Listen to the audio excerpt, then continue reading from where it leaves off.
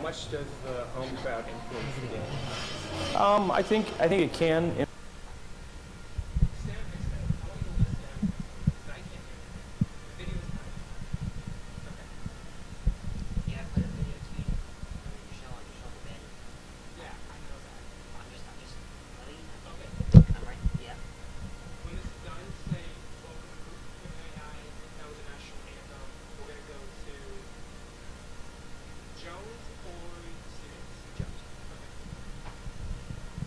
No, actually go student. Go student first.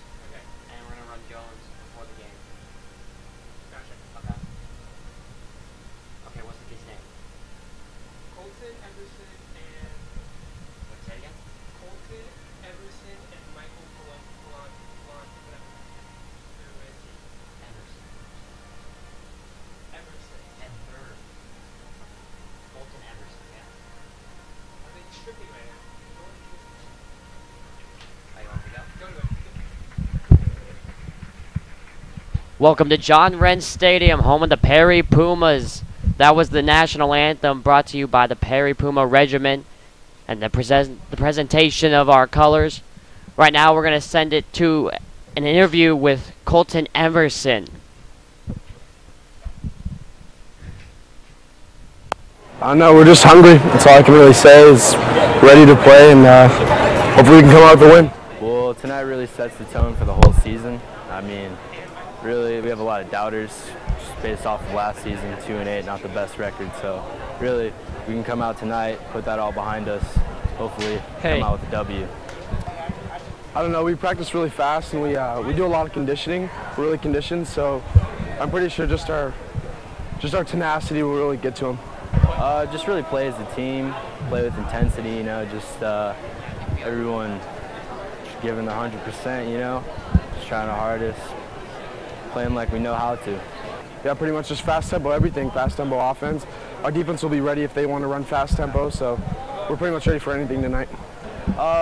You know, we got some empty slots, but I mean, we got players to fill it. I mean, I'm feeling pretty confident this season. I mean, I like what I've seen so far on offense and defense, and I think we're going to prove a lot of people wrong tonight. Just to think of the game as always close. No matter what, we can be up by 8 touchdowns and just still think of the game as anything can happen. Interesting interview right there with two of the Puma players. We're going to go to a quick break, and we're going to be back with live action season opener for both teams.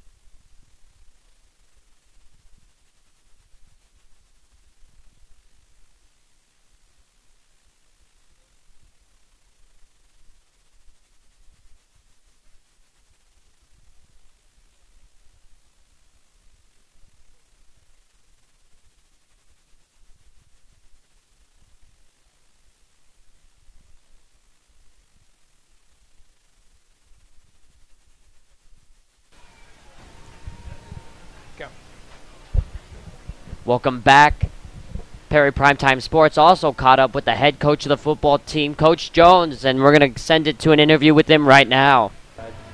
I expect a scrappy team, a tough team that's going to run the ball, be real physical, and a team that's probably not going to quit until the final whistle blows. Steps we take every offseason, working on our physical side, our speed, strength, agility, also the mental side, and we're switching to a two-platoon system where we got an offense and defense side of the ball to keep kids more fresh. Changing the scheme up just a little bit, but other than that, it's status quo. We're doing what we do every year. How much does the home crowd influence the game? I think it can influence quite a bit. Our student section is great. Our band is outstanding. They always try to get nice and loud when the opponent's on the offense. But it helps our kids. They're a little more comfortable. They're comfortable in our locker room. They're comfortable at our school, in front of their friends, and helps not having to travel. What do you have to be successful tonight? The big thing is on defense, we can't give up a big play. We got to make sure they don't get any play action passes. Big X, we call them X plays, 20 or more yards. We got to help prevent that. And then on offense, we got to just keep control of the ball and don't look for anything big. Just be patient, run our offense, and hang on, secure the ball, and win the turnover battle, and we should be okay. The kids have done a nice job adapting. It's really put a lot more pressure on the coaches. We're doing a lot of more things. All of our duties have expanded. At the same time, we've got more coaches. So we miss them. We miss him in the locker room. We miss him in the coach's office. We miss him out on the field, and just his personality and everything he always brought to the kids, and that love and affection, that tough love that he always brought to the kids, we miss. I believe they do as far as size. They're not a real big team. And neither are we, but they are a tough team and very well coached, and so I think it'll be a good game.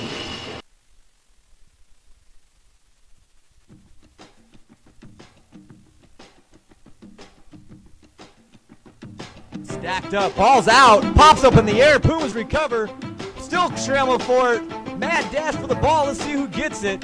This will be a touchdown if the Pumas have it. Touchdown, Perry Pumas! Nightingale the pass, rolling out, looking to the back corners, got Parsons wide open, touchdown Pumas! Nightingale to Parsons, 25 yards on the play. Taylon Parson having a great night so far. Lewis with the big hole, Lewis gets the edge, Lewis might go. Touchdown Kenny Lewis, 34 yards on the carry, untouched. No one ever touched him on the way to the end zone. Pumas go up 7-0 early in this game. Kenny Lewis, but no, Parsons keeps it. He's going around the edge. 22-yard touchdown. Taylon Parsons to start the game. Great job by the Pumas. Touchdown. 10:06 in the first quarter. Welcome back to John Wren Stadium. The Perry Pumas taking on the Sunnyside Blue Devils. Both the season opener for both of these two teams. Perry 2-8 last season. Sunnyside 5-5. These two teams met last year, first game of the season as well at Sunnyside down in Tucson. That was a game Sunnyside won 20-7 after the Pumas had a lead and let it slip.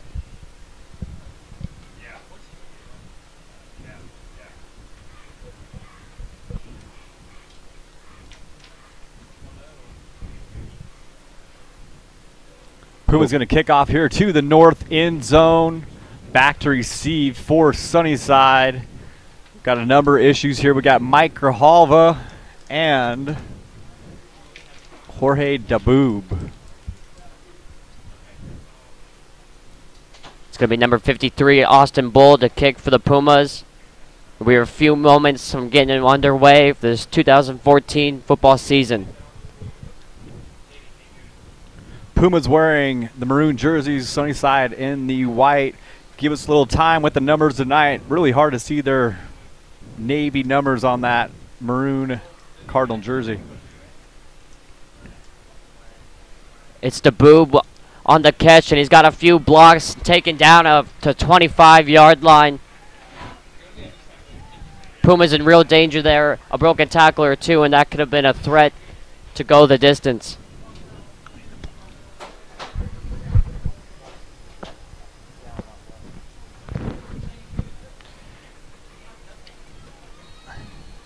Number 9, Isaiah Salazar, Really led the team in everything last season. Going to be quarterback tonight. Leading returner, leading rusher, quarterback. In the pistol formation right now. Gets the snap. And it's a read option, and he's going to be tackled behind the line. Nice penetration by the Pumas front line. Looked like Case Hatch got in there, number 4.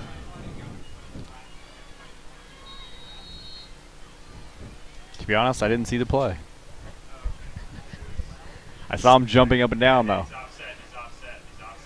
2nd and 12 for the Blue Devils. Salazar gets a snap, and he's going to gain a couple yards, but it's going to be a lengthy 3rd down. Hatch there to clean it up again on the play. Looks like Rahalva is going to be the main running back for this Sunnyside attack. Typically an I formation team, pretty scrappy team. Years ago, under Richard Sanchez, was a regular attendee at the state championship game in Division 4. And what a start this would be for the Perry Pumas, an opening 3 and out. Salazar again in the pistol.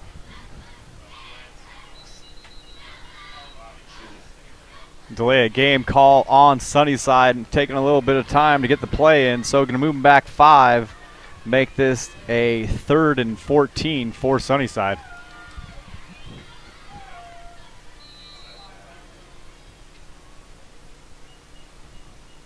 Sunnyside going to have to get the ball to the 35. Right now sitting at the 22.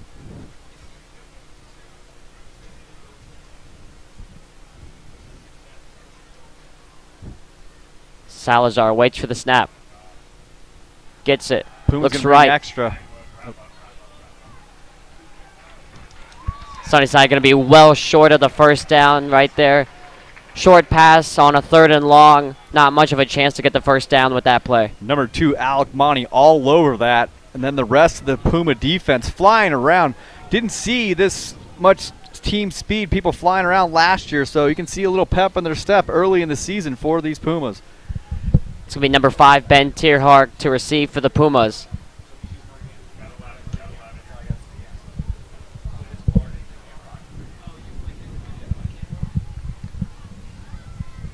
Low snap drop, but they're going to be recovering nicely. Tierhark calls for the fair catch, and the Pumas are going to have it at their own 42-yard line. So here we'll see the return of last year's starting quarterback, Austin Nightingale, injured week 5 last year, broken leg, torn up knee, rehabbed really, really hard. Oh, look, we got a penalty. Gonna re-kick it. A holding on Sunnyside, so the Pumas elect to accept, and then we're going to have a re-kick on this one.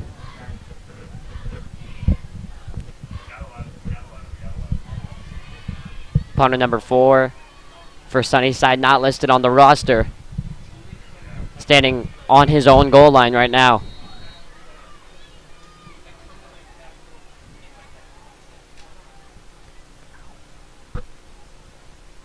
Snap comes, low snap yet again. Punt is away.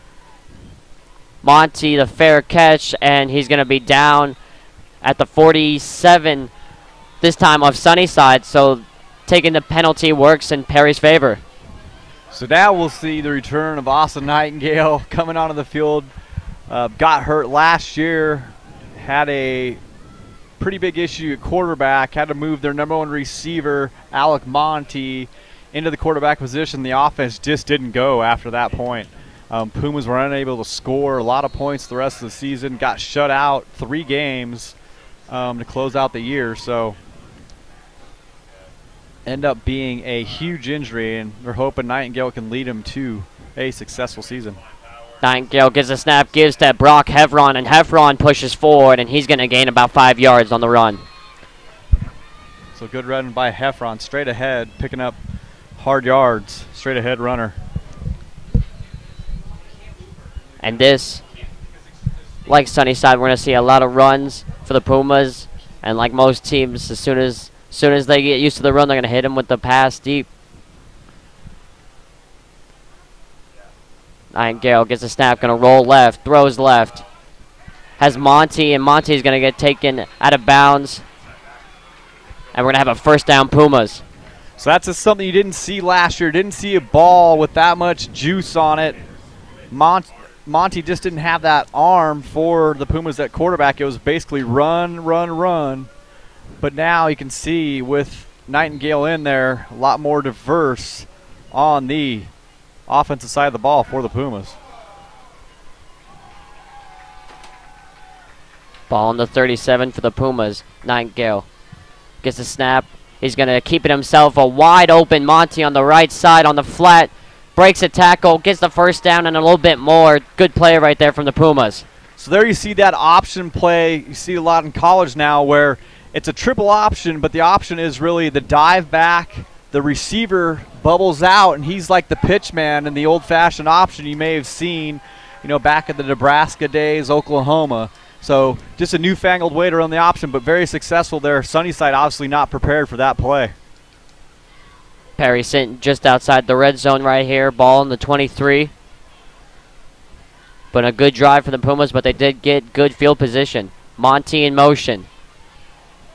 Nightingale gives to Heffron. Heffron gets good yards going straight up the middle. Heffron, a good downhill runner there, just getting the yardage, not going to dance in the hole. Good size on Heffron as well. He's going to be hard to bring down.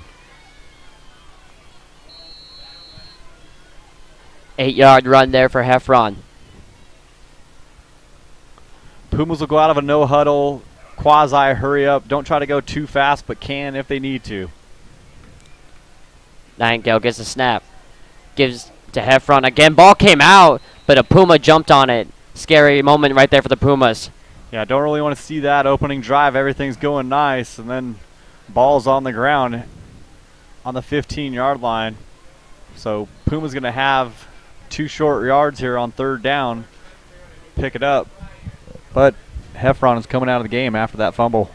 Anthony Sheffield coming on to replace him.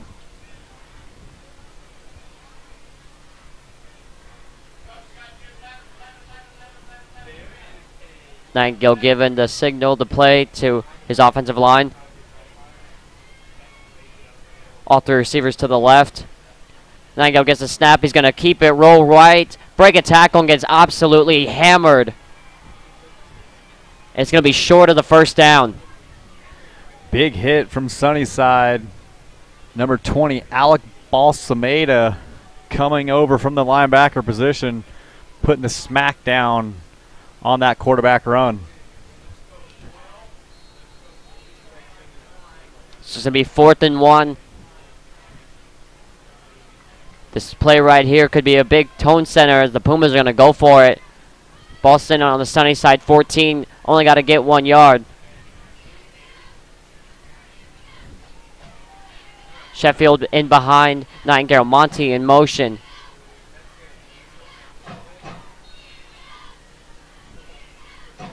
And it looks like we're going to have a timeout, Perry. Pumas call timeout there. Seeing if Sunnyside will jump, trying to see if they're a disciplined enough team. Almost got him with the hard count, sent the guy in motion. Didn't work, so Pumas will draw up a play here, try to pick up this first down.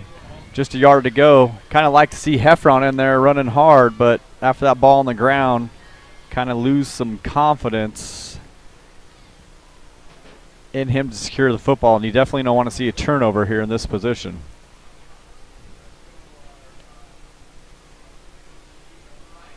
So far, so good. A 3-and-out on defense, and to this point, they've been really marching down the field. Starting at the 47-yard line, ball right now, sitting at the 14-yard line on a 4th and 1.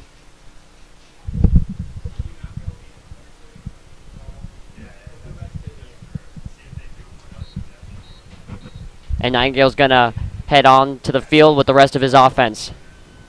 Heffron back out there for the Pumas.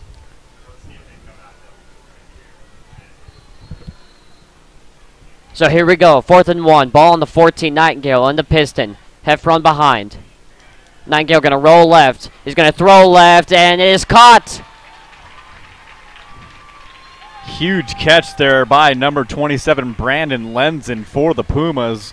Risky throw, could have been picked six there, but the 6'3" receiver goes up over the top of the defender and pulls down the first down. Very risky throw indeed. Yeah, that could have been a 90-yard touchdown going the other way very easily. That corner just was a little bit more aggressive to the ball.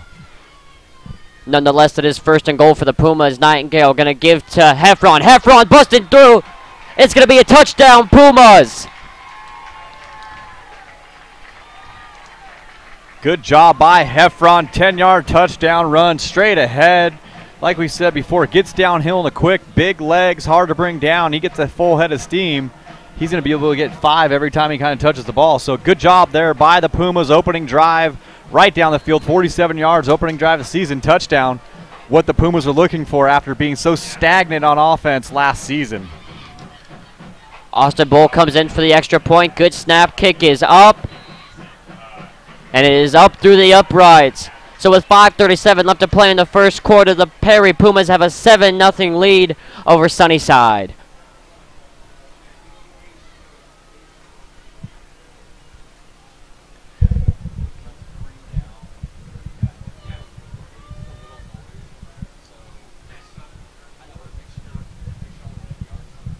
So now we see how the Sunnyside offense responds after going 3 and out and seeing Perry march down the field. This right here will be an interesting drive.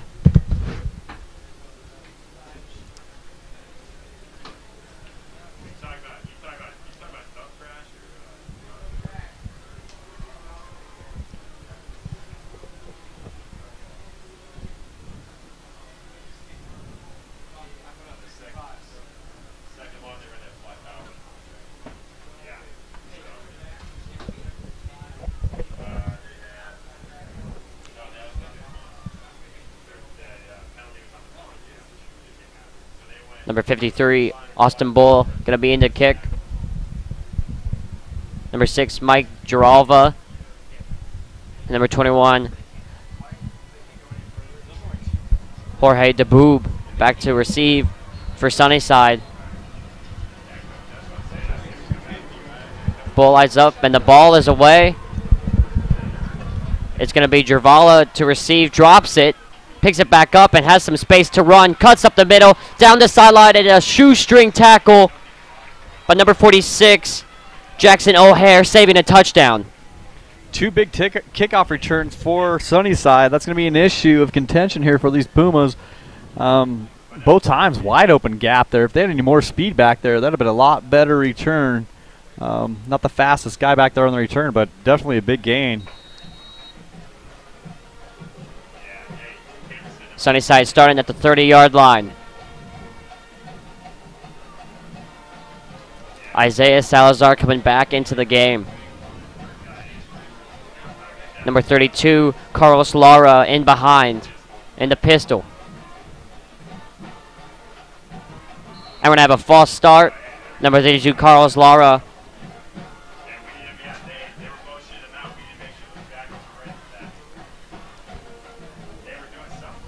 So Sunnyside moves backwards an extra 5 yards.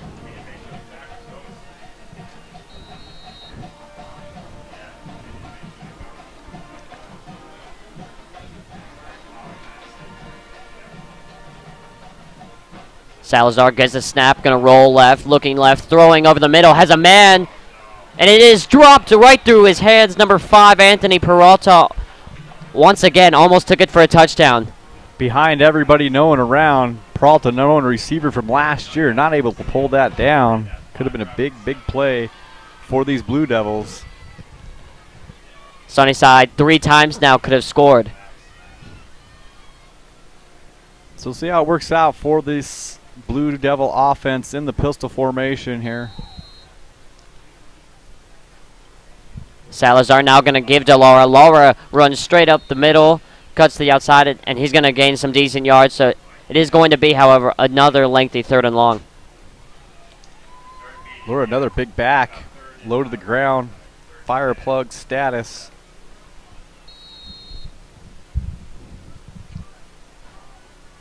3rd and 7 for Sunnyside here. 5 minutes left to go in the first quarter. And we're going to have another false start on Lara. Second and the same drive.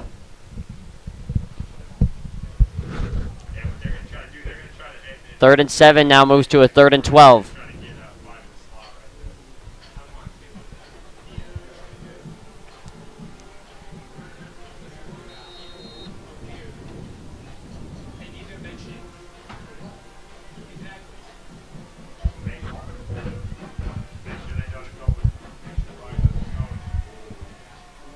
Sunnyside lining up. Once again in the pistol. Lara in behind. Man in motion. Cesar throws left. It's going to be caught. Broken tackle. And drives forward for the first down. Number 8, Jose Moreno on the catch. And the first down for Sunnyside. Good tough catch and run after the catch by Moreno. Had a guy hanging on his leg. Broke the tackle. Scooted out of there. Picked up the first down. Nice play by the Blue Devils. Puma's going to bring pressure here. Ball's caught by number 14. Number 14 not listed on the roster. Mystery player. We have a roster of about 60 guys, 50 guys, and numbers for about 20. And somehow we have 4 players who have the same number. We have 2 number 20s and 2 number 77s. Nonetheless, Salazar gives to Lara. Lara going straight up the middle. Lara still on his feet, and he's going to get about 13 yards right there on that run. It's going to be another first down Sunnyside. That's what we're seeing out of both teams thus far, running straight up the gut, right in between the tackles. And so far it's been working for both teams as well.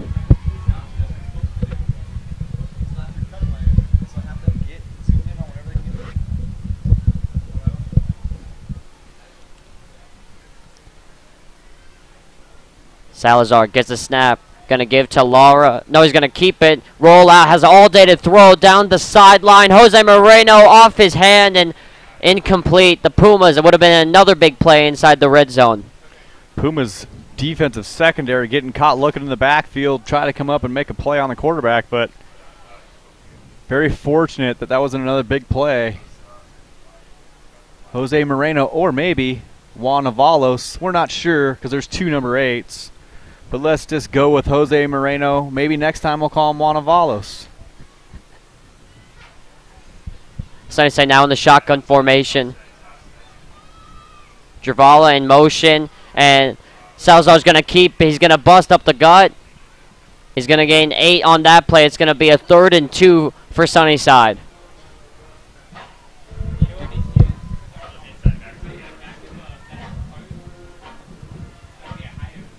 So far we're seeing a lot of those option plays from both teams. 3rd and 2, I would imagine this play would be going to Carlos Lara. Salazar gets the snap, and that's exactly where it's going. Lara bounces off a tackle, and this one's going to be close to a first down. Flag comes in, helmet came off. Good run there by the Sunnyside running back, Lara, but Pumas get penetration. 2 guys missed a tackle, but then their linebackers are there to clean it up in their real nice Hatch and Heffron. We have a personal foul, a hit to the head on the Perry Pumas. So this will be an automatic first down for Sunnyside, and they will gain quite a lot of yards on that penalty. 15-yard penalty in high school to move them over in the first down territory. So Sunnyside now inside the red zone, threatening to score here against the Pumas. Right on the red zone at the 20-yard line.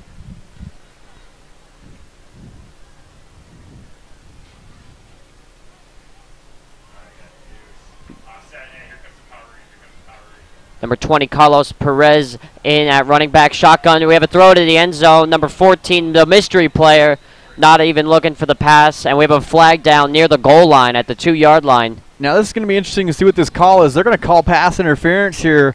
That ball was thrown out of bounds. Definitely not catchable. So let's see if they talk it out and figure it out here. But I don't see how there can be pass interference when the ball was thrown out 3 yards out of bounds. no way that receiver is going to catch that football. Referee's talking it over.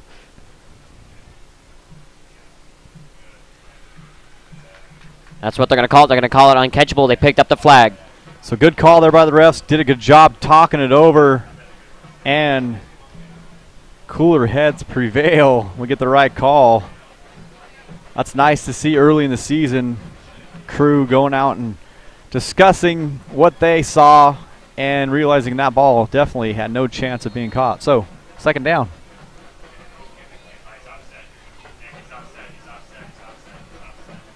Javala in motion. And they're going to give to Javala. Javala's got a couple blocks in front of him. Javala pushing inside the 10. It's going to be a first down and goal for Sunnyside. Nice run. Fly sweep. Nobody home for the Pumas. Defensive end not there. Backer's not coming up to fill. He had the lead blocker pushing him in the back behind Carlos Perez the whole way. Ball on the 5. About 2 minutes left to play in this first quarter. Javala again in motion. Salazar's going to keep. Salazar has to push through. And it's going to be signaled a touchdown. Sunnyside come right back on the next possession, and they score. We have a 7-6 ball game.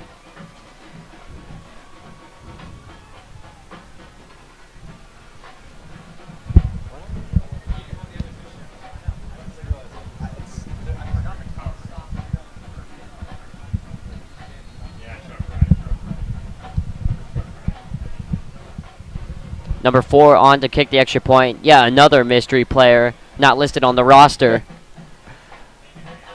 Good snap. Kick is up. And that is no good. He pulled it left. No good, and it looked like a holding penalty should have been called on number 4 for Sunnyside. He tackled the guy coming up field. Again, number 4 is a mystery player. So we're going to keep going with no-name Sunnyside player on the tackle. No call. So 7-6 is going to be your score here with 1:57 left in the quarter. So Puma's defense not doing a very good job of containing the run game of Sunnyside. Sunnyside taking him outside, taking him inside, taking play action pass, and really kind of keeping this defense off balance right now. Also have to imagine that a couple of those passes that were dropped were caught. They could have scored a lot faster, but nonetheless 7-6 score.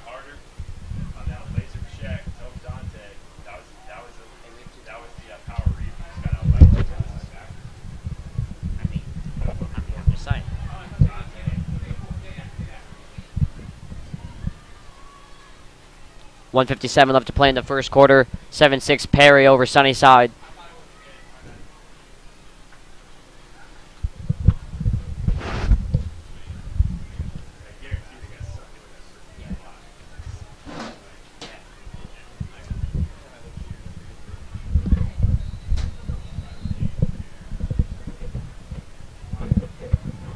Sunnyside with the old starter to tell everybody when to run.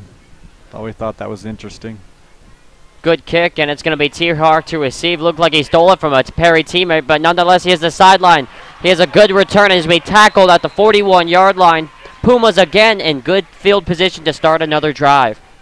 Good job by Tierhawk getting upfield and then lowering the boom on the Sunnyside defender, Mike Grijalva. So let's see if Pumas can have continued success on offense coming out here, second drive of the game. It's going to be number 44, Anthony Sheffield, in behind Austin Nightingale.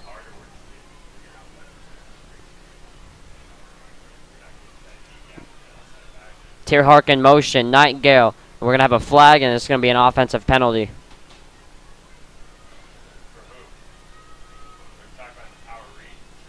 I have a false start on Perry, so it's going to be 1st and 15.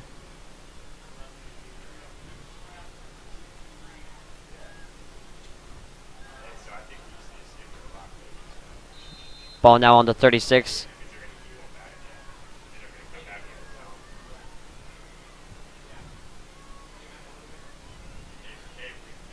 Nightingale fakes and looks like they're going to throw deep. Nightingale scrambling to the left. throwing left. Tierhark is there, and we're having an incomplete call from the referee on the near side. Nice throw there by Nightingale on the money. Tierhark just can't find the feet to keep that in.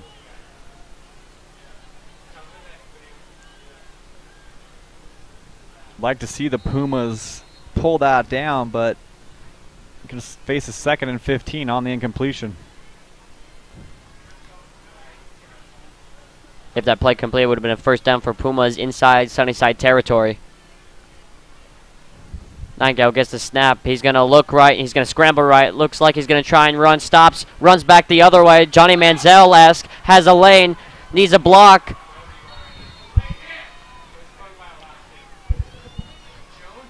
You'd like to see number 22 there for the Pumas, Luke Gum, turn around and actually make a block. Nightingale's already 6 yards downfield, and Gunn still turn around like he's going to get the ball thrown to him. It's pretty interesting idea there. Coach Jones thought the late hit happened, telling the ref what he thought. Ref not hearing it. Puma's going to face the 3rd and 4 here.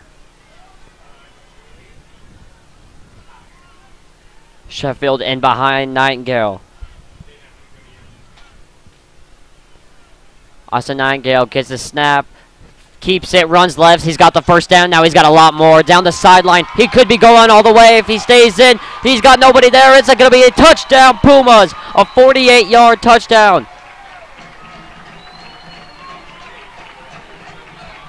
Good job there by Nightingale getting the corner. Brandon Lenzen down there making a great block out on his DB, taking care of his responsibility. Nightingale takes it 53 yards for a touchdown.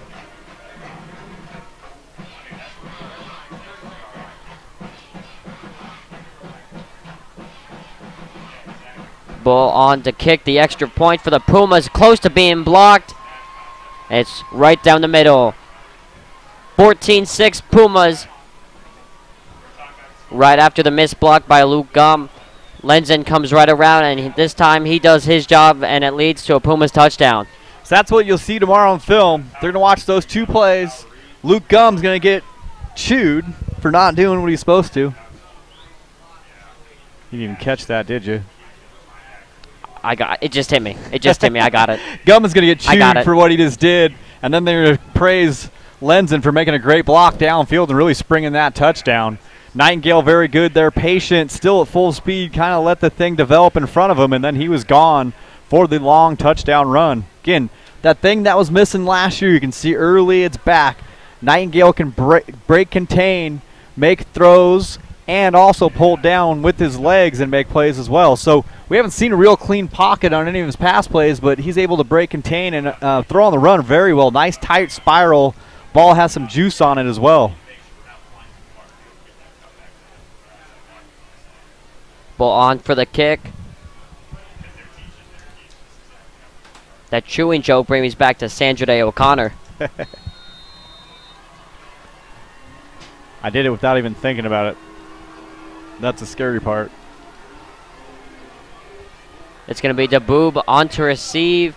And once again, it's going to be a big return past the 25-yard line to the 26, 6 for Sunnyside. Again, Sunnyside able to get good yardage on the returns. Not quite as good as the previous ones we had, but still another good return. They have some space there, and if they had a kid with a little bit of shake, they might be gone. But thank goodness they're not exactly any DJ Fosters back there playing for Sunnyside.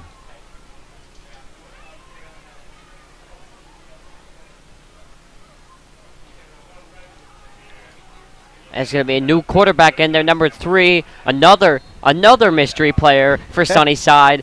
Keeps it, and he's going to gain a couple yards on that keeper. Let's just call him Ronnie Silverback Parra. That guy's on the roster, but he's listed as Ronnie Silverback Parra. We have no idea what number that is. Nope.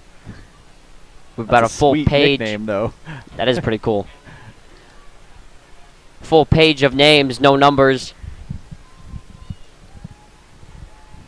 We'll see if we can find something from our compatriots next door here. I mean, on here it says Nick O'Hagan is a quarterback listed. So we'll say it's him. But this time Jervala gets the snap. And yet another short play for Sunnyside. It's going to be about 3rd and 6 here for Sunnyside. We're going to let the quarter run out here. 15 seconds left.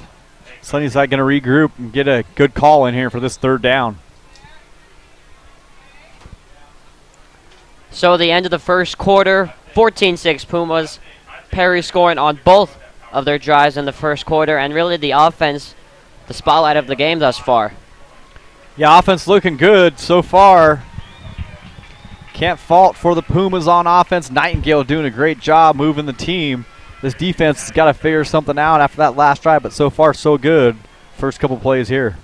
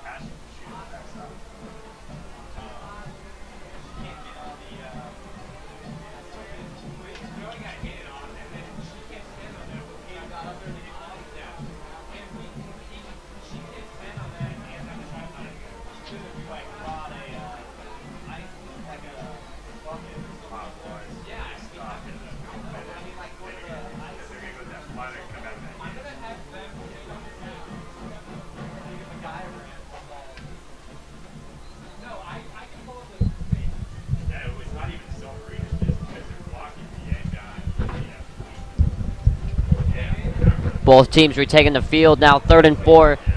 Big 3rd down here, as we're going to say Nick O'Hagan back into quarterback for Sunnyside.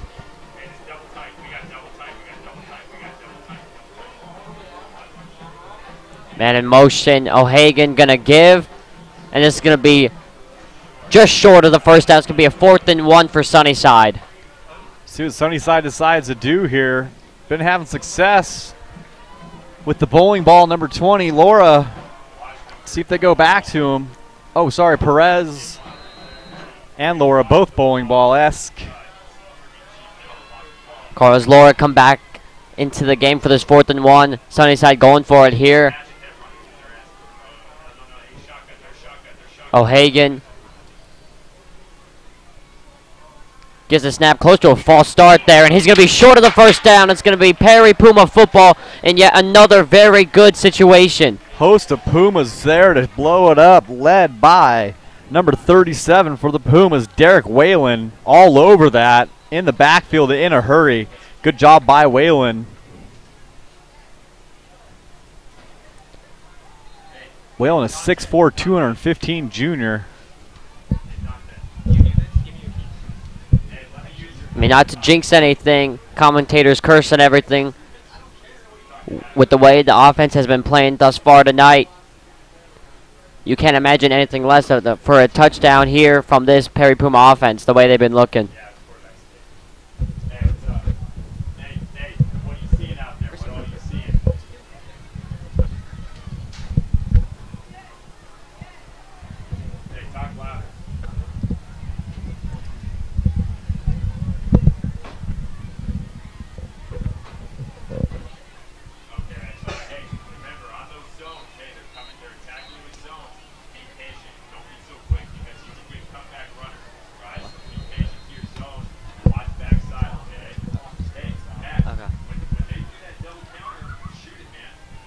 Nightingale rolls left, throwing down deep to left side, has a man caught, and it's going to be close to a touchdown. No, he's tackled at the 5. We have a late flag coming into the game. Number 22 on the reception, Luke Gum. Good job by Gum, sliding across on the deep drag at about 18 yards, catches it, turns upfield. Flag thrown. Let's see what we got here. Puma's walking back. But kind of a weird 2 different flags. So one's probably a hold, the other one's maybe a face mask or something of that variety. Likely to have offsetting penalties here. Probably going to replay the down. The second flag came almost instantly after the hit was made, and we have a flag near what would be the line of scrimmage, so maybe possibly a roughing the passer as well. Definitely the other option there, see what they got. We have a personal foul on Sunnyside. Roughing the passer and a horse collar. So both fouls on Sunnyside. So that's going to put the Pumas down on the 2.5-yard line here for this 1st and goal play.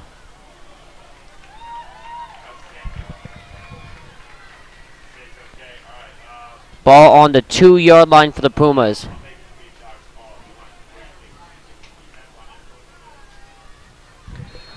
So let's look for one of the big running backs straight ahead. We got a tight end in there, a fullback in an offset eye look here out of the pistol. See if they shuffle him down inside and pound it in there. Nightingale gives the snap. He's going to give it to Sheffield, and he's going to be brought just short of the end zone, going to be at the 1-yard line.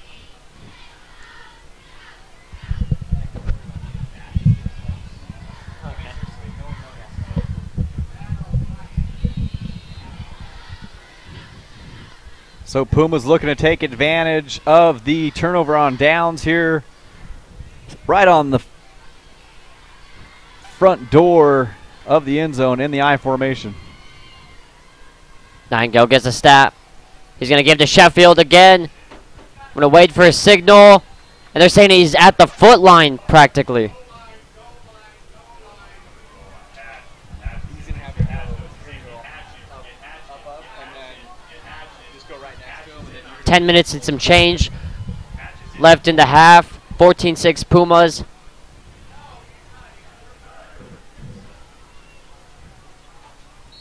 We're going to have a flag. It's going to be a false start on Perry. Not what you want to see there when you have a half yard to go. Now you're looking at a 3rd and 6. But Sunnyside may be called for offsides here as well. They were shooting those gaps pretty hard. Guys going to the top, but here's a false start.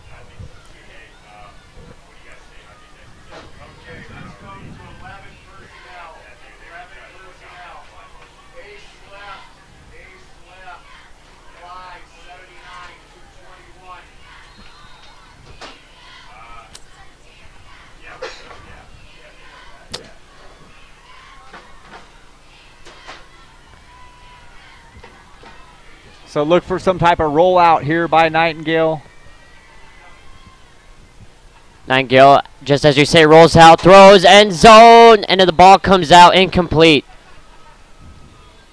Sunnyside getting wise to Nightingale getting out of that pocket. Going to try to take away that run-pass option. Here comes the field goal team. Number 53, Austin, ball on to for the kick.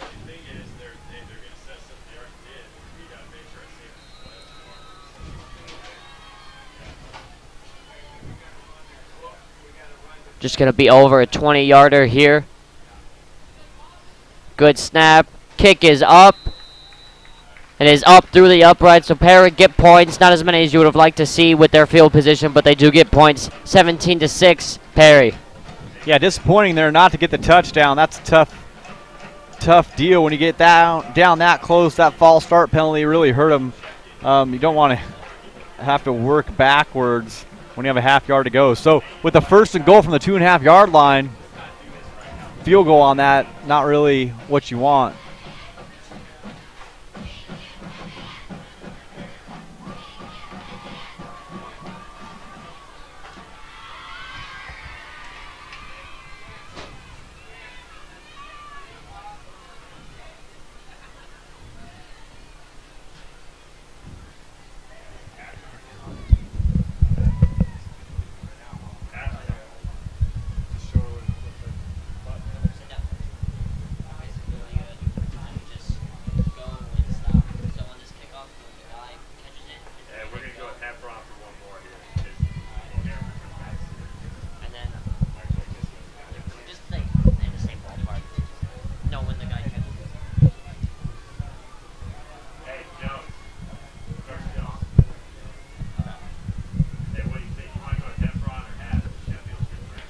So Puma's now up 17-6. Another scoring opportunity there. Got the field goal. kick up and away from Bull. It's going to be turned by DeBoob. Another gap. Breaks past the 40. And near midfield, another good return from Sunnyside. Yeah, you can be guaranteed here this is going to be something of a pretty big practice thing next week with so many return yards for Sunnyside during this game. Well, you can imagine the halftime talk as well. Yeah, not doing a very good job of taking out Sunnyside's return men. Like we said, if they had a true burner back there, we'd have been in trouble a lot earlier here.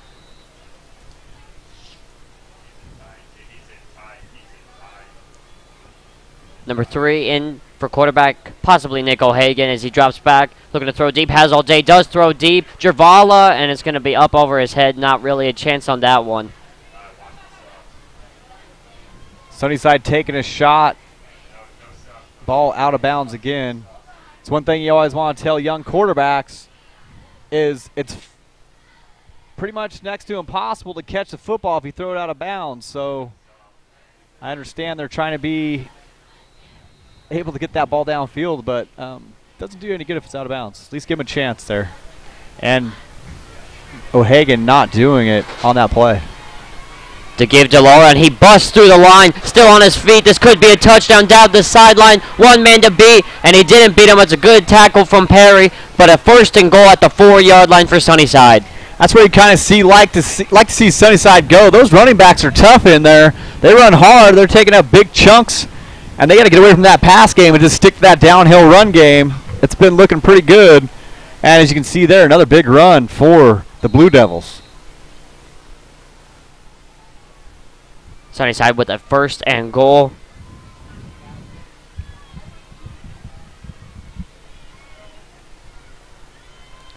Laura, the deep back, going into I formation. And then a give to Laura again. Laura looking for the hole. And we stopped well before the goal line. Kind of looks here that Sunnyside needs to make a decision. Are they going to be a shotgun team or an I team? They bring everybody in. Not as much success running the football as they are when they're more spread out. We've seen that a few different times here tonight. See it there again. They kind of get stuffed when they bring everybody in. Once again, going into offset I. Motion man. Laura on the run, and he's going to be stopped short again. About the 2-yard line. Good job by the Puma backer there. Number 10 scraping hard. Coming down and making the play. A 3rd and 2 for Sunnyside. From the 2, and we're going to get a whistle. We're going to get a timeout.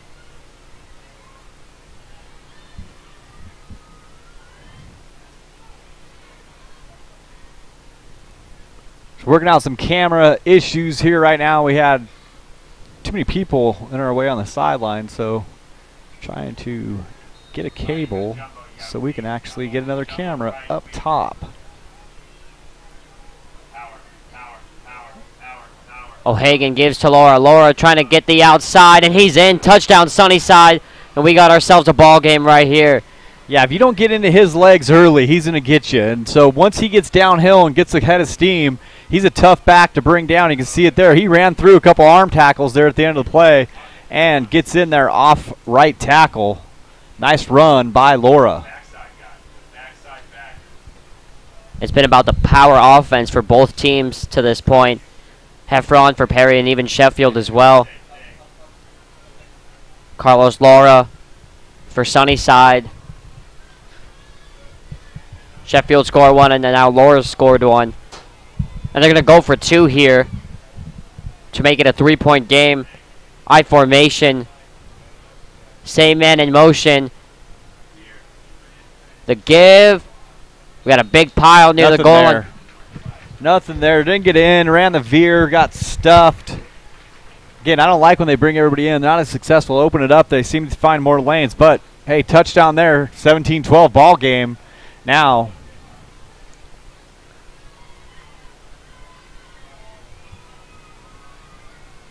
As a former coach yourself, Bernier, what would you have done on that?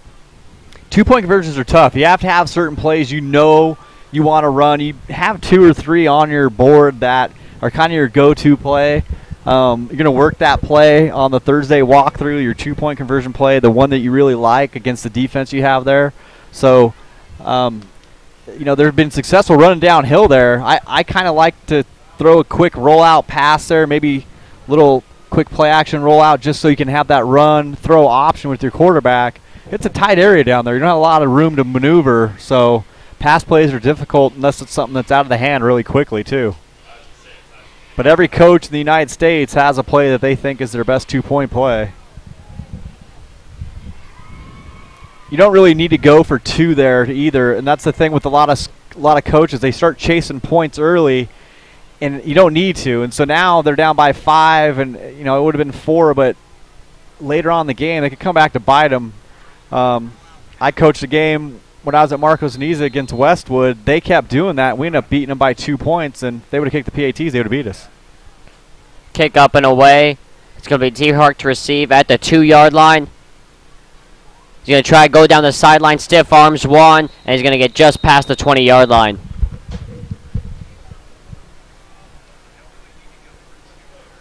(17-12) Perry, 7:40 remaining in the half.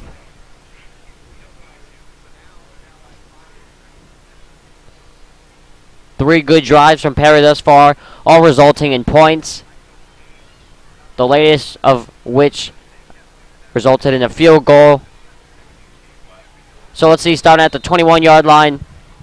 Nightingale on the pistol, Sheffield behind.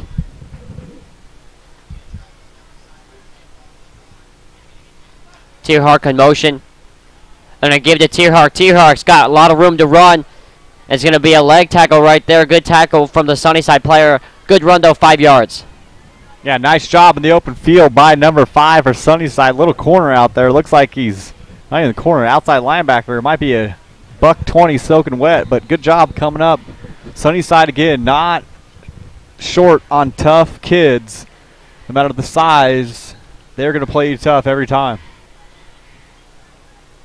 Anthony Peralta on the tackle for Sunnyside. Nightingale looks left, throws left immediately, and that's going to be incomplete. Looked like some confusion on who that ball is going to. Receivers both kind of looked to go block, and the ball was still in the air, so a little bit of an issue communication-wise. Yeah, after the play, both receivers kind of looking at each other was like, was that to you or was that to me? 3rd and 4 for the Pumas. Ball on the 27. Nightingale gets the snap, rolls right. Steps up in the pocket. Still rolling right. Tuck the ball away to run, and he's going to get tackled. He might have just got back to the line of scrimmage. Picked up about 3 yards. Going to be short about a yard here. Pumas a couple years ago went to that no punt thing unless it was a dire situation. Let's see what they do here. Looks like punt team's coming on.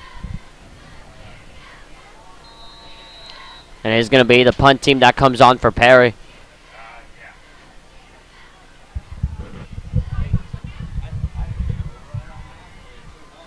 So Sunnyside get their first stop of the game.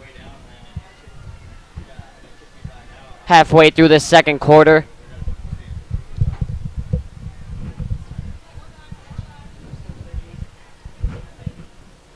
It's going to be Heffron on to the punt for the Pumas. Low snap, picks it up clean. It's going to be Jervala, and he's going to let it fall. And he picks it up. He ended up gaining a couple yards, but not typically what you want to see your punt returner do.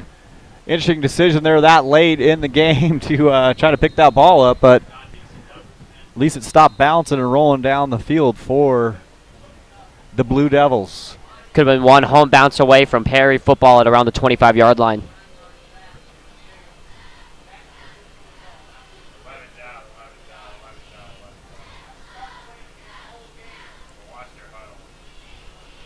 So as of right now, both teams going to talk to coaches. Salazar is back into the game for quarterback, so Sunnyside kind of running that 2-quarterback system. Yeah, and again, but we've seen success. I think they thought they might want to throw with the other kid. Didn't see a lot of success, so you might as well have the guy that's a tougher runner in there to do the dirty work here as we go on. I think they're not going to be able to throw the football very well, so the run game is going to be their saving grace here. Just down by 5 here with 5:50 left in the second quarter. Although it definitely has worked with them. Like as you said, you spread out the offense and give the ball to Lara, and he's been just bouncing off tackles all night long. I mean, I would like to see his average per carry so far in the game tonight. Yeah, I mean, he's definitely at a high clip. He's got a couple negative plays, but beyond that, I mean, I keep going to it. They look like they're trying to maybe do a little too much, but let's see if they get back to basics here. Pound that football straight ahead. In the shotgun formation, Javala and Salazar is going to throw on the flat to number 14. And we have a late flag coming in. The ball came out, and they're going to say it's Perry football. They recovered it, but we're going to see what the flag is. So a little screen play there. Pumas all over it, chasing it down. Multiple players flying to the ball. Ball just kind of stopped there on the sideline, didn't roll out of bounds. Pumas jump on it. It's going to be holding on Sunnyside, Puma ball. That's a great response from the defense right there. After giving up 2 touchdowns in a row, they come back and get a turnover and put the offense in another great situation. It seems like Perry has been in good field position all night. Definitely the case. Let's just see if they can take advantage with a touchdown instead of a field goal. Haven't been stopped except for that last drive there. Kind of sputtered out on them, so Perry looking to capitalize on another Blue Devil turnover inside their own 50. Number 48, Irene Hardy in behind Nightingale now. So Perry running 3 running backs. Nightingale gets the snap. He's going to give to Hardy. Hardy breaks through the seam. About a 7-yard run there from Hardy. Nice job again. Downhill running by the Pumas seem to be their most successful thing they've done, aside from a few passes, a couple big pass plays here and there.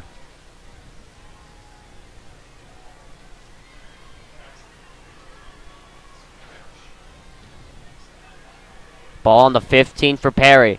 Hardy stays out there after the good run. Nightingale in the pistol. All 3 receivers to the right. Nightingale gets the snap. He's going to keep it. He's going to run. Pulled by the towel off his jersey. Broke the tackle, but he's going to be taken down for a loss. Nothing there downfield. Nightingale now getting up slow. He's been taking a couple licks in there. Again, these Sunnyside kids are tough kids. I don't know if you want to expose them too much more knowing what happened last year with your quarterback situation, but, you know, they're asking Nightingale to do a lot on those runs, and he's not getting a lot of help when he gets out there. He's been kind of breaking tackles 5-6 yards deep multiple times here.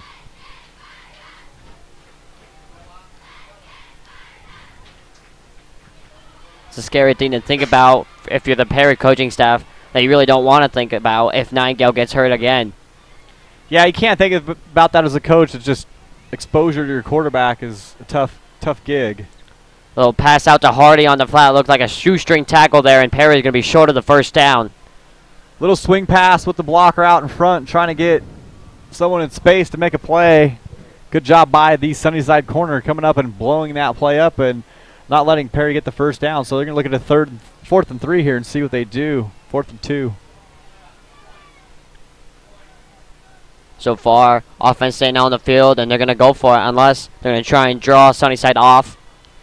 Yeah, look for a hard count here, probably see what they do, and maybe we'll burn another timeout. But you never know with Coach Jones here. They're going to go for it. They snap it. Hardy straight up the gut. And this one's going to be close. See where they spot it. Doesn't look like a good spot coming in from that side judge. And it's going to be a turnover on downs. So Sunnyside comes up big on the stop. Hardy not able to break that arm tackle and get the first down. So after both offenses really kind of dazzle in the first quarter and a half, it's been the defenses who stepped up for both teams. Definitely. And after those first few drives, you thought Sunnyside might be for a long night, but see a good reaction from this team, making a long drive up from South Tucson. They're not going to waste the gas money. They're coming here to play tonight. They're not going to lay down for anybody. So good job by Sunnyside, bowing their neck and stopping the Pumas there. Salazar in the quarterback, Laura in behind him in the pistol. Salazar gets the snap, and he's going to keep it roll right. And ball is tipped up in the air, and it's going to drop. Incomplete pass. Another turnover about happening right there. Yeah, again, just not their cup of tea, throwing the football. I understand you got to back people off of your guys and try to create some room, but scary situation there. That didn't look very good. And obviously, if Sunnyside can't prove that they can't, if they prove that they can't throw the ball, Perry's just going to keep sending rushers after them all night long until they beat them in the air. Yeah, I still keep feeding that big running back and take my chances because he's ripped off a couple nice runs. And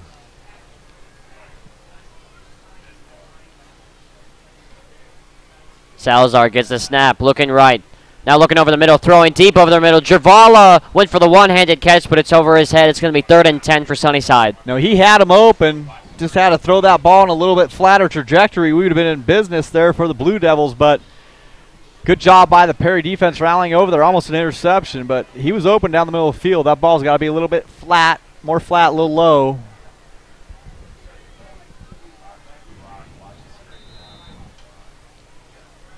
You have to remember as well, the quarterback in there right now, Salazar, was the leading returner for Sunnyside and the leading rusher for Sunnyside. Salazar gets the snap, rolls left, throws on the right side and it hits him in the chest. Number 5, Anthony Peralta, drop, 4th down, 3 and out. Peralta, nice, wide open play, great throw by the quarterback. He lets it get into his body and drops it. No excuse to drop a football with those gloves those kids wear nowadays. Absolutely. They're like glue. Absolutely. The only way they'll drop is if you let it get into your body like that, and that's what he did. It's unbelievable when you use those gloves. I can tell you firsthand. I caught footballs with them, and I can't believe that they're legal. Something else.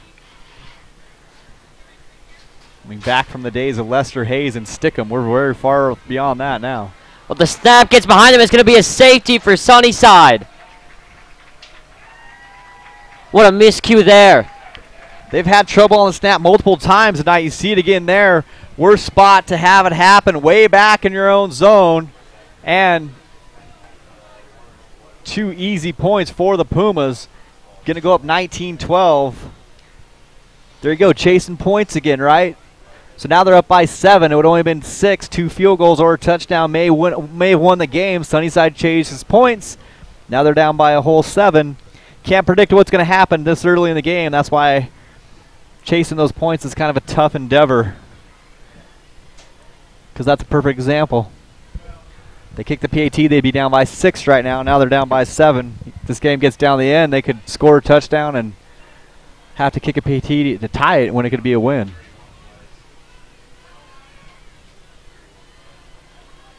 There's a little card that's out there that tells you when to go for 2, when to go for 1.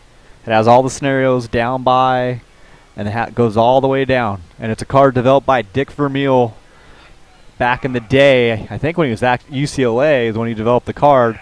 And there's actually even a more advanced one that gives you time scenarios of when you're supposed to go. But kind of the rule of thumb is you wait until later to actually look at that card. That card early isn't really something to use a whole lot. Yeah, second quarter on the road, just take points, take easy points really when you can get them. No need to try to do anything extra when you don't need to. It's funny that's come up because actually today I had an old coach I worked with that sent me an email and asked me for my card that I had because he knew I had the time scenarios on it, and I sent it over to him, and he had lost it. He said he deleted it off his computer, the one I gave him about 6 years ago. So 3:18 left to go in half. 19-12 Perry. Mystery kicker in on the kickoff is kicked. Tierhart going to catch it at the 17 has a lot of room to run, and he's going to get easily to the 40 and maybe some more. Has one man to beat, and he's gone, and he does beat him into Sunnyside territory right there with the kickoff. And again, on every single drive tonight, Perry in business when it comes to field position. Both teams' kickoff coverage leaves something to be desired here tonight. Neither one doing a very good job. So early in the season, it's hard. You know, that's one of those things that's hard to simulate in practice.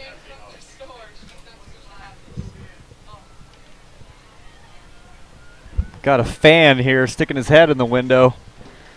I think Jordan has a fan. Absolutely. Signing autographs later. Anthony Sheffield on the flat, has some men in front of him to block. Breaks a tackle, still on his feet, inside the 20. It's going to be a big play for the Pumas in the red zone. First down. Nice swing pass, 2 blockers out in front. Sheffield head of steam, breaks a couple tackles. Big man, hard to bring down. Good job by the Pumas. Great first down play. Going to get in the red zone here. Just about 2:54 left in this first half. Honestly, thus far, I feel like we've been watching 2 identical offenses. Very similar, not a whole lot different that they do. Sunnyside more likely to go in a little bit tighter. Little swing pass again. So now, let's go over a scenario here. I'm going to show you something that happened here. Sunnyside blows by that receiver that goes out and blocks. So we ran a little bubble pass out to that receiver. Our receiver let the DB go. He comes flying up. So look later in the game to pump that bubble and send that receiver up the sideline. He's going to be wide open if that corner comes and plays that aggressive again.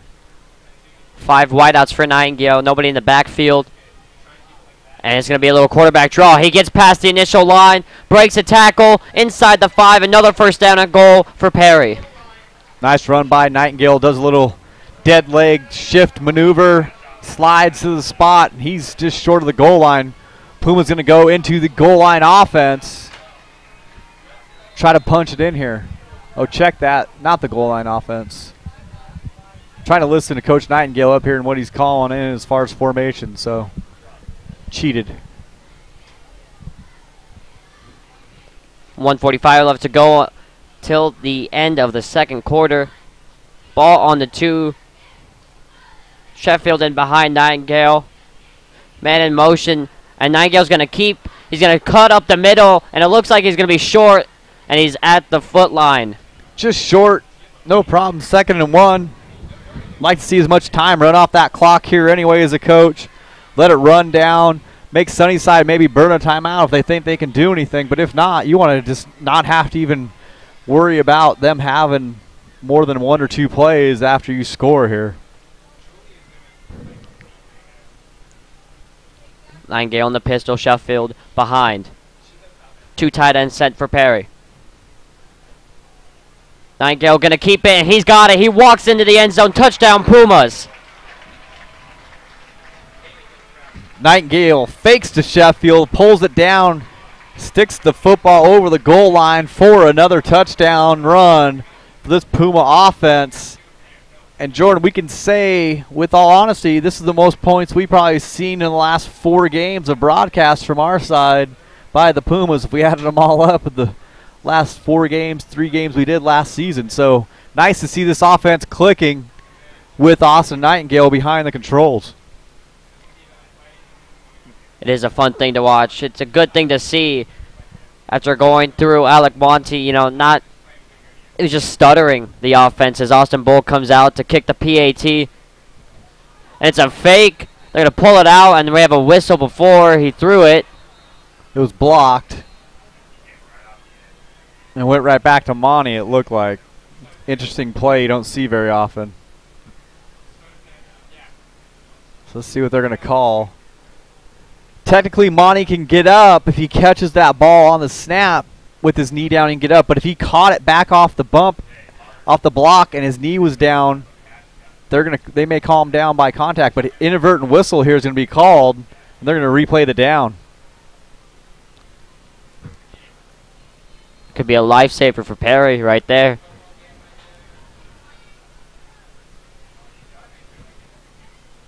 So we're going to try this again. Good snap. Kick is up. It is straight through the uprights. Kick is good. And we have a 26-12 game with 55 seconds left to go in the first half. Almost blocked again. Good job by Sunnyside, number 6. We'll call Mike Grijalvo. We only have 1-6, so that's good. So he's the one who blocked it last time, laying out there, just missing it. So Sunnyside, not a lot of time to maneuver here. We'll see what they do, if they just take a knee and go into the locker room and try to figure out how to come back and make some offensive plays. We'll see where they get off this kickoff. Yeah, with their kickoff returns, this is kind of, as a coach, you're looking, thinking, okay, we're going to go ahead and go with this. Plays that we may have in our hat depending on the kickoff return. You get a bad kickoff return, you might choose to take a knee, but all of a sudden you get a kickoff return out to the 50-yard line like we've seen a few times tonight. Now you're thinking, you know what, I have a couple plays here, might be able to get us in a field goal range at the very least. Javala and Daboob on the return for Sunnyside. Bull to kick it away. Both teams with 2 timeouts in the half.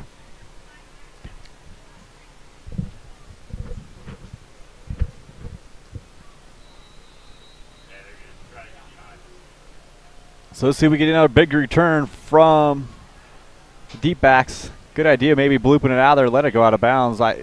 From what we've seen, that I don't know if they called that, but I have no problem with that there. Yes, indeed, the flag was thrown. So Sunnyside will start out at the 35-yard line, but possession-wise, what we've seen so far in the game, they've been past the 35 every time. Think we might see that more than once tonight? You know, some coaches will do that little bloop thing a lot just to avoid them actually getting a nice return. Not necessarily kick it out of bounds, but they'll put a bloop just to kind of create some indecision in that return team. And I've seen high school kids stand there and watch it, waiting for something to happen, and the other team gets possession. I've seen it happen against me, so it's not really a fun situation. Absolutely not. So as a coach here, 55 seconds, down by 14, ball at the 35. What are you thinking? I think they're going to run straight ahead and maybe hopefully pop something. I don't see them trying to throw here. I think it'd be a mistake, but that's why I'm up here and they're down there. So every coach has their own thing. Salazar going to throw. He throws right side to Javala. Javala's got about a 5-yard gain there. Clock still going, obviously. Look like they may be trying to set up a hook and ladder there. They released that back right up after that little hitch area. See if they try to come back to it, but they kind of have a look, a little hook and ladder look. If you saw that guy running, but he didn't really look to throw it out to him. For whistle, it's going to be a timeout for Perry here, so 38 seconds. 26-12, 14-point lead. I get bad flashbacks, so last high school game I coached at Marco Sneeza was in the semifinals down at Flowing Wills High School against this Sunnyside team with Coach Richard Sanchez at the time. We were down by 7 at the end of the game. We ran a hook and ladder. No time left on the clock. Got the ball in our best player's hands. He had one guy to beat, and the guy barely clipped him when he went down. So I still, even, 8 years later, still think about that game and the plays that happened. So coaches don't let go of those things. Players might move on and not think about it, but I still have nightmares in the shower about that game. We had a touchdown called back on a illegal formation. We didn't have enough men on the line of scrimmage, and we lost by 7, and 2 plays later our quarterback threw an interception. So I don't like seeing the blue and white of Sunnyside necessarily. Leaves a bad taste in your mouth. Definitely. I'm going to have an offsides call here against Perry.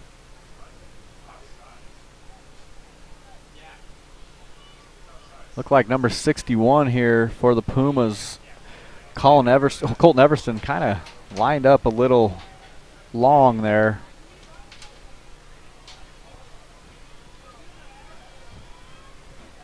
So now a 1st and 10 for Sunnyside, ball on the 46. Now with 37 seconds and 2 timeouts, they could be in business to score here. Yeah, he takes some shots here. Definitely in range. He's still lined up close to offsides. Salazar looking to throw deep. Does throw deep. Has a man, and it is caught down at the 25-yard line. Number 8, Jose Moreno, or one of Avalos, one of the two. Great catch, good throw. Again, that's what I talked about, why I'm not a coach. These guys know their kids better than I do, and he was wide open in that gap. That's the play that we saw earlier. They missed. Nice throw. Sunnyside going no huddle. Throw right, and it's caught. Now Sunnyside going up tempo. A mystery wide receiver, number 14, with the grab. Little curl route, wide open. Sunnyside down on the 6-yard line. Two timeouts remaining. Ball stops as the chains get reset. Gonna wind it back here. Salazar gets a snap, gonna throw again. End zone, right through the hands of number 5, Anthony Peralta. Peralta looked like he had a chance at it. Good defense, kind of scraping down, but let's see if they call him for being there too early. We do have a flag at the goal line as well. Yeah, it might be a pass interference call here. I didn't see it. Didn't look too early up from up here, but it's a pretty good crew, so we'll trust him here. So that's going to be half the distance to the goal. Going to repeat first down. 13 seconds left here in the first half. Sunnyside with 2 timeouts. Clock's going to stay stopped on this play. Salazar in shotgun, lower to the left. Gervala in motion. And Salazar tried to keep it, got knocked down a little bit slow there. And we have a timeout, Sunnyside. 9.2 left on the clock. As well as a flag. So we're going to see what the crew comes together to discuss there. Didn't see anything really too cynical in that. Could be a face mask or something there. A lot of Perry defenders up there, but let's see. Got a Sunnyside player signaling face mask. Okay, now it's not the distance that's the problem for Sunnyside. The problem here is time. It's 9.2 seconds left on that clock. Going to call personal foul against Sunnyside. Might want to think about bringing out the kicking team here and just get your 3 points and be satisfied with it. But with 1 timeout left, maybe they'll take a shot. From what we've seen so far in the game, taking the points and walking away with it has not been Glenn Posey, the coach of Sunnyside's mentality. Yeah, it depends on if they have the kicker. We don't know if they really have a kicker who can kick that far, but they're going to call a timeout and talk it over. So I don't see any movement over there from a kicker. I'm not sure I'd call timeout there. I might take a shot on another little curl route, try to get closer, burn your timeout, and then maybe take 1 throw at the end zone from there. Then bring the field goal team out. But it's an interesting timeout there. Yes, now any play resulting, staying inbounds, of course, staying within from scoring could be the last play of the half.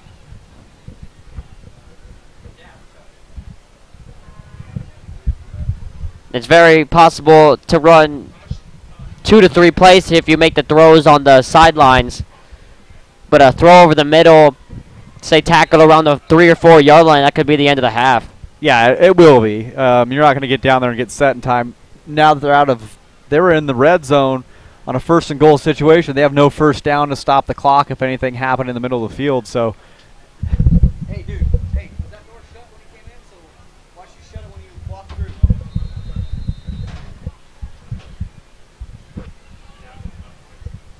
So let's see what we got here from this. Puma's going to go into heavy prevent here. Maybe a little throwback, going to throw it up. It was caught. It's going to be a touchdown, Sunnyside. 3.6 left on the clock. Jose Moreno, we're going to go with on the touchdown. Gets knocked down trying to celebrate. Touchdown, Sunnyside on a play you really don't want to see them scoring on. Threw it up. No prayer up there. Good job. Salazar bodies him up. Moreno bodies him up. Kind of just sticks his butt in a defender. Does a good job. Knocks him off the ball. And Sunnyside able to go down and score with a, I would say, a substandard passing game and go right down the field and score. The kick is blocked. Another failed extra point conversion. You had a miss. You had a go for two that was botched, and now you have a blocked extra point. Well, now we know why they threw the ball up. They don't have a kicking game, so really no point to go and try to kick it at that point. But a good job taking advantage of a couple little curl routes where tackles weren't made, and then next thing you know, they're down on the goal line on another big post play. Disappointing end of the first half for that Puma defense. Offense really keeping them in the game, aside from a couple turnovers on that defensive side of the ball.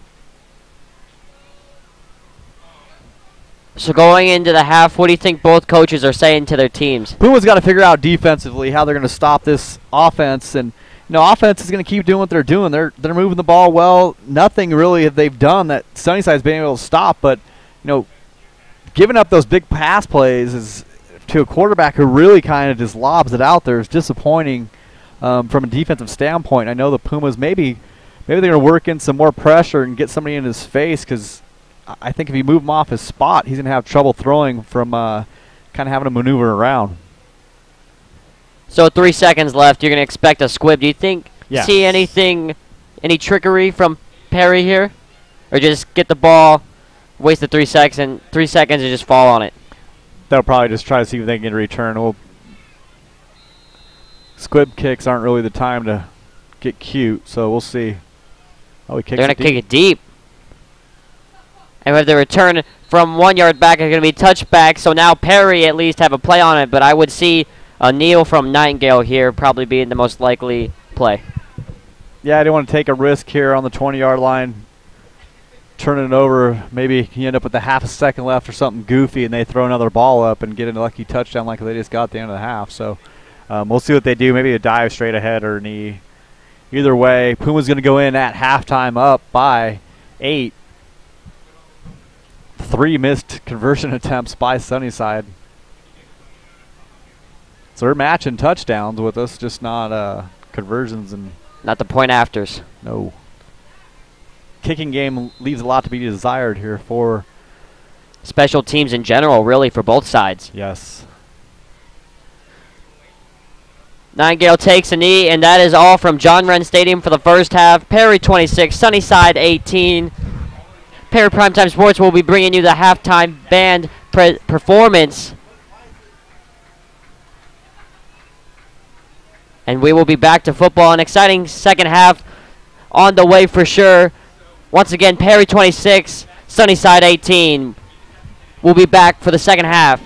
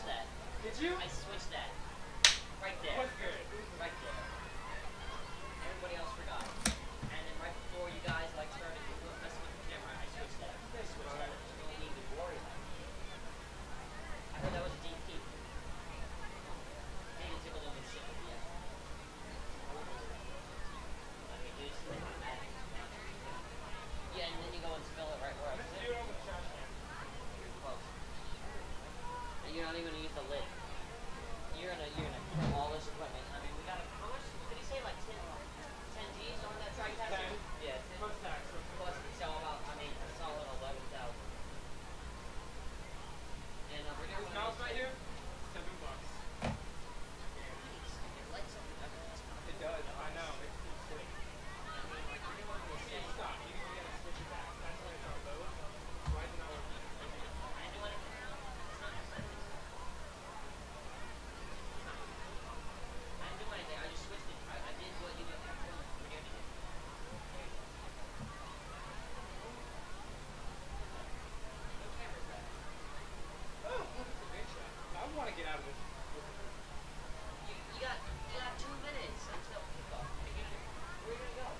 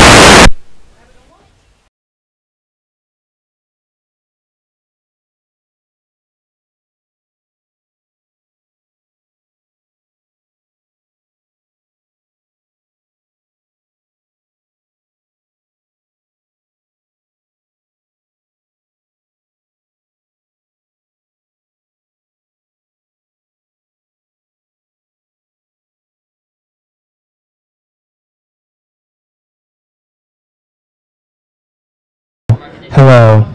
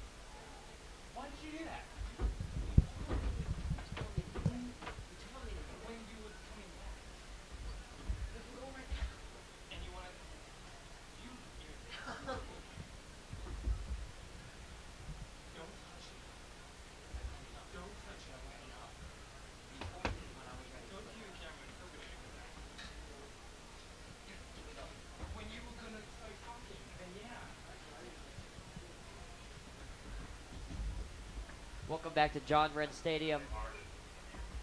Start of the second.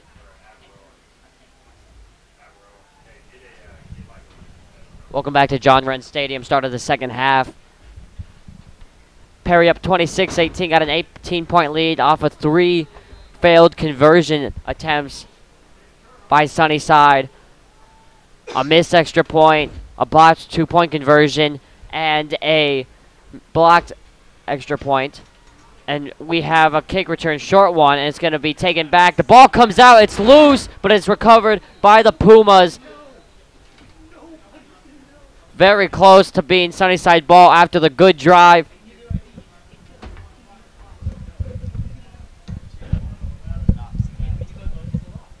Ball at the 38 for Perry.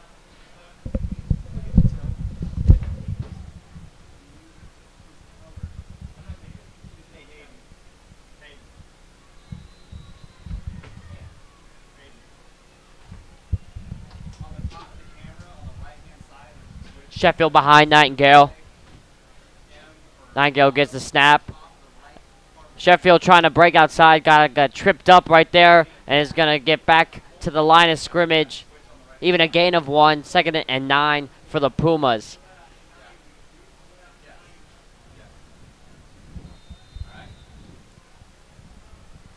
So Perry straight out of the half, going back to the run straight up the middle, which has been working for both teams very well all night long.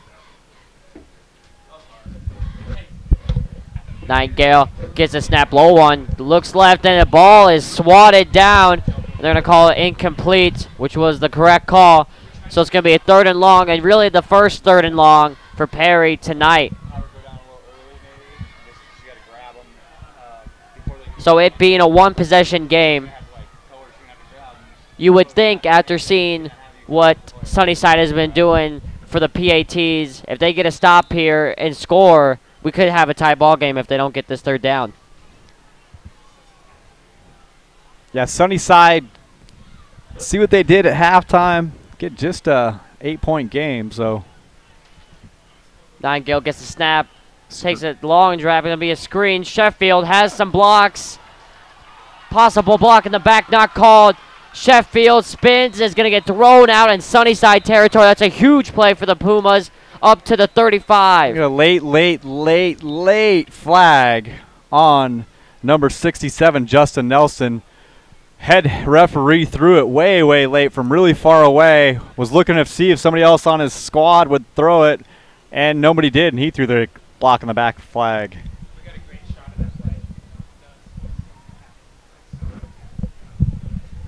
So it's going to be 3rd, and as my partner would say, a country mile for Perry here. 3rd and 19. Could be seeing a little draw play, maybe another screen. Yeah, screen draw on these big ones, kind of keep it safe. But I don't know about the block in the back there. If you have him engaged and he gives you his back, keep running your feet, you can throw him down. And he was kind of on the side of him, so I can't imagine that he started on the side. But, again, referee is getting paid to do that job, and we're getting paid to do this job. I wish. Gatorade and air conditioning. Yep. Nightingale throws over the middle, has a man over Alec Monte's head. Incomplete. And Perry started out with the 3 and out. Good defense by this Sunnyside D to start the second half. Puma's going to have to punt. So like you said earlier, it could be real quick for the Blue Devils to get a chance, an opportunity to come down here and take advantage of some good field position. That has been Perry's motto all night, good field position. Pumas with that spread punt formation. See it a lot in college. Gives you a lot more options for fakes. I'm not sure if I'm a fan of it. Graval's going to let it bounce like it did last time, and he's going to pick it up. Breaks a tackle. He's going to get back to where he picked it up. So I think the coach needs to grab Mr. Gahalva and say, look, dude, either picking it up and running with it or get away from it, because when you're looking downfield and you grab that with one hand, that's a real sketchy situation. Only takes you a half a second to look the wrong way, and it's a turnover on your side of the field. So not very fun as a coach to have to see that.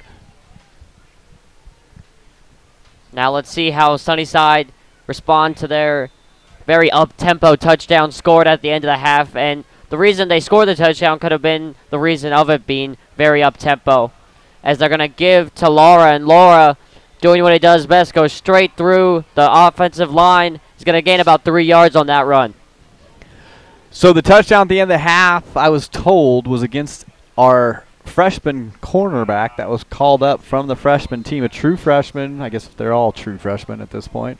Maybe not. Maybe he was held back in kindergarten or something. But true freshman cornerback and got beat on that play. So learning experience for him, definitely. Salazar throws left to Moreno, and he shakes past one. It's going to be a first down for Sunnyside after a good little shake there for Moreno. Puma's corners having trouble bringing down these Sunnyside receivers. That's not the first time we've seen that tonight. Lots of difficulty dealing with those wide receivers breaking tackles. Good strong runs by these Sunnyside wideouts. Almost all tackles in general when you think about Laura in there too, just bouncing off guys. Salazar pitches out wide. Peralta on the outside tries to cut through. We have a flag coming in. And I'll tell you what happened there. So Mr. Hatch for the Pumas is scraping downfield.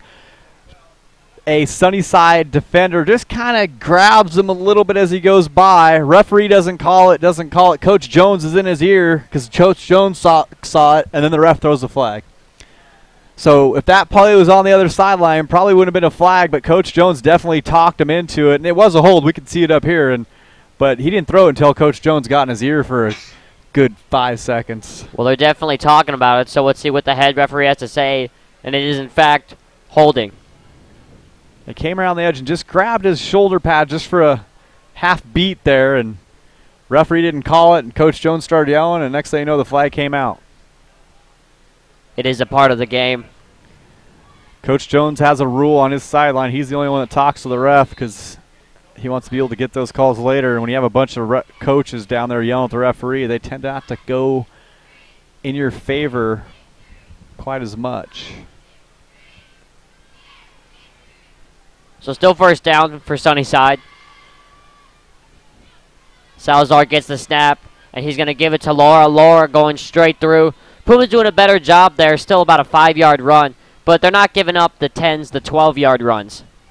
True, and it's, one of those things where at halftime they had to make that adjustment, and last year it's the same running back that ran for a good clip against the Pumas, so they definitely know who he is, and they're going to try to get into his legs early, don't get ahead of steam for him, and they can hold up the point of attack a little bit there. Seth Clare doing a good job at the defensive tackle position for the Pumas.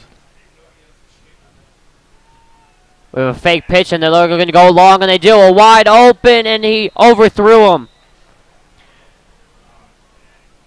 Running down the hash mark, wide open for the Sunnyside Blue Devils, number 14. Mystery wide receiver. Could be anybody on this list of about 20 guys who have no numbers. We'll pick a kid here. Let's go with, he looked like a tight end. He was kind of tall. I mean, I wouldn't say, I don't know about 6'7". Maybe it's Alex Gomez. We're going to go with Alex Gomez, number 14.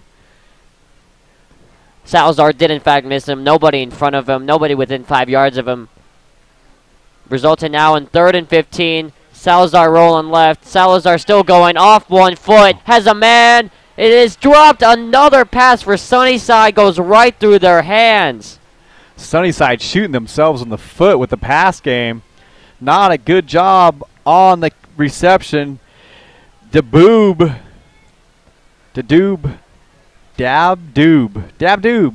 Jorge Dabdoob, right through his hands again. 2 plays in a row, Sunnyside got guys running down the field wide open with not a defender in sight. That's a sure touchdown if it's caught, but dropped. Can't let that ball get into their body. No excuse to drop a football with those gloves on. 1 overthrow by the quarterback and 1 hitting the receiver right in the chest. That was a nice throw by Salazar on the run, like you said, 1 foot. Here we go with the snaps. Another bad snap, and Perry is going to get the ball at around the 12-yard line. again, good field position. And you can't really get better than that. At this point, I don't even know if Sunnyside should punt because it's such a liability to have him back there.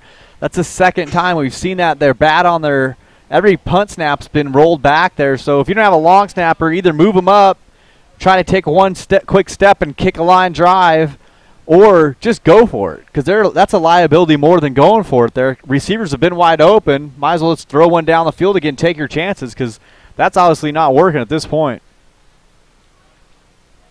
So Perry has been in this situation multiple times, but as of late, not really capitalizing. They scored a couple field goals. They're going to give to Hardy here. Hardy breaks up the gut, and he's going to get to about the 7-yard line.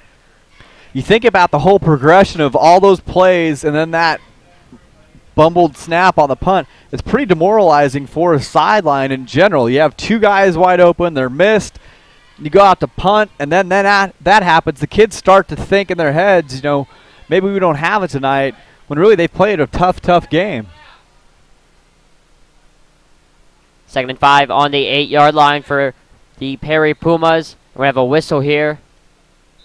We're going to have a timeout from Perry. Coach Jones did not like what he saw out of the formation. So again, one of those things that's hard to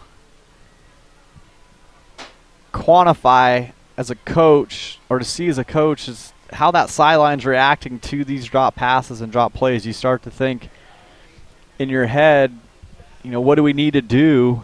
Get receivers wide open. Plays that are called are obviously working and just not executing it all. So we've seen multiple times, again, like we said, opportunities for Sunnyside to take and just not able to capitalize. But it's the problem with these kids running wide down the field with no one around them. Now Salazar, after what you would say a subpar first quarter throwing the ball, it does look like he has improved. Granted, he did miss a wide open. What did we say his name was? Alex Gomez. But I would say he would improve it, especially after the touchdown. Now Nightingale's going to keep. He's got a wide open man, and it's going to be a touchdown, Perry Pumas. Nice little boot pass. Back slips into the flat. Nobody home. Wide open receiver. Perry's going to score. Going to go up by 14 here with 8:19 left in this third quarter. Beautiful little play action there. Play really went to perfection on that one. Yeah, had the defense sucked up. Nice on the run fake. Good snap, ball, kick is up through the uprights, 33-18, 8:19 left to go. Perry up on Sunnyside. Now this was a Perry team who did give up a 17-point lead against this Sunnyside team last year. So we can't exactly cut them out yet. We can't say this game is over, especially after what we saw with the Sunnyside offense at the end of the first half.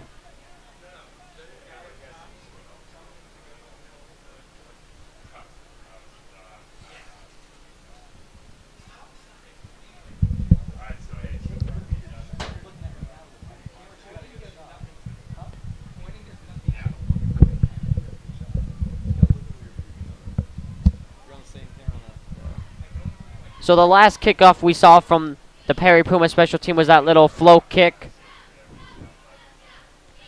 Think we might see it again? I wouldn't kick it deep. It's hard to simulate. I was trying to make that point earlier.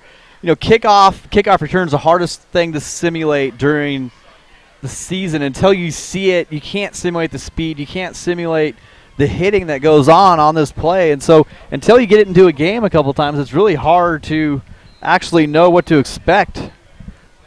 So that's why we're probably seeing such big returns. Bull does kick it deep, and it's going to be returned at about the 2-yard line. And yet again, they have a seam, cuts to the outside, and it's taken down around the 29-yard line. So good damage control there by the Pumas, but there was a seam open. Yeah, he's not getting touched until he gets well past the 20-yard line. And again, not great vision there on the return man, but we see it up here. We see a lot of daylight as he's running upfield.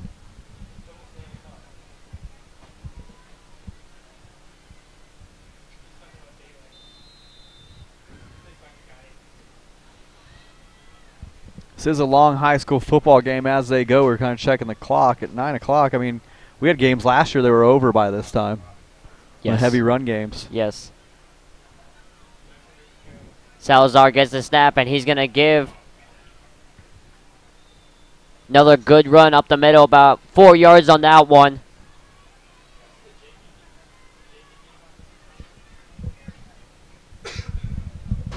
Lower in there again.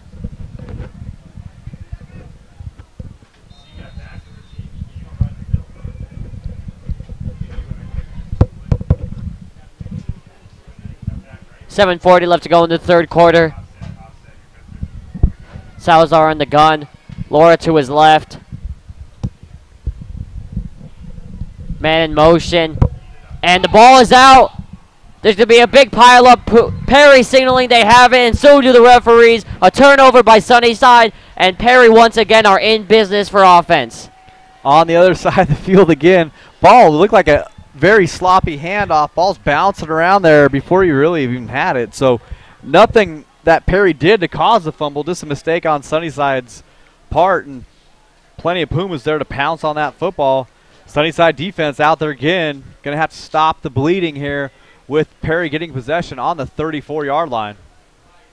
33-yard line. Looked like Salazar tried to keep him. Maybe the wide receiver got a bit too much of the ball, stuck it in his gut, and maybe tried to take the ball with him, and that wasn't Salazar's intentions. No, good point on that. The mesh early in the season on those types of plays is hard to practice. Again, you can't simulate the speed of the defenses you're going against all the time. Nightingale on this first play rolls out left, stops, fires left side, almost an interception, incomplete. Another dangerous throw. We saw one of those early in the first quarter on the first drive. First kind of risky pass we've seen from Nightingale since. Yeah, the same play we saw earlier. Number 8, very aggressive DB. Does a good job coming up and making a play. Again, either Jose Moreno or Juan Avalos. I mean, and the best part is they're both listed as wide receivers and cornerbacks. Yes. 5'11", 130. That might be about right for that young man. He might be about 130 pounds. So maybe we're going to go with... That's the same person as the receiver, the white gloves. Jose Moreno. Yeah, there's not 2 kids with 8.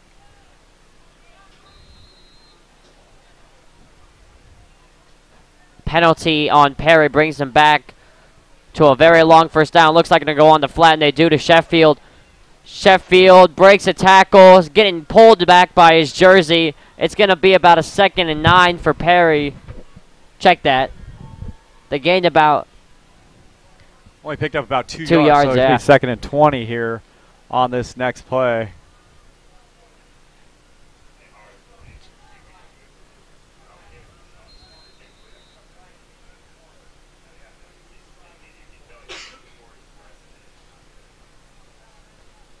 Second and 20 for the Pumas it is. Up by 15 against the Sunnyside Blue Devils. Little screen here. They throw it to Monty. Monty gets hammered though, and it's going to be another long third down, about 3rd and 14, 15 for the Pumas. Nice tackle by number 7, Deshae Ramos for the Blue Devils, coming up and laying the wood to Monty, but that slip screen, jailbreak screen to Monty, good gain for the Pumas. Going to make this third down manageable to more manageable to 3rd and 14. I wouldn't exactly call it manageable, but better than 3rd and 20. Tierhark in motion. Nightingale going to roll left. He's going to throw left. Tierhark on the grab. He's going to be short of the first down. And this is in that range to where I believe we're going to see the Pumas go for it here. Yeah, really don't get much out of a punt and probably out of the range of Bull on the field goal here. So Puma's going to have to come up with a 9-yard play here. Keep this drive alive.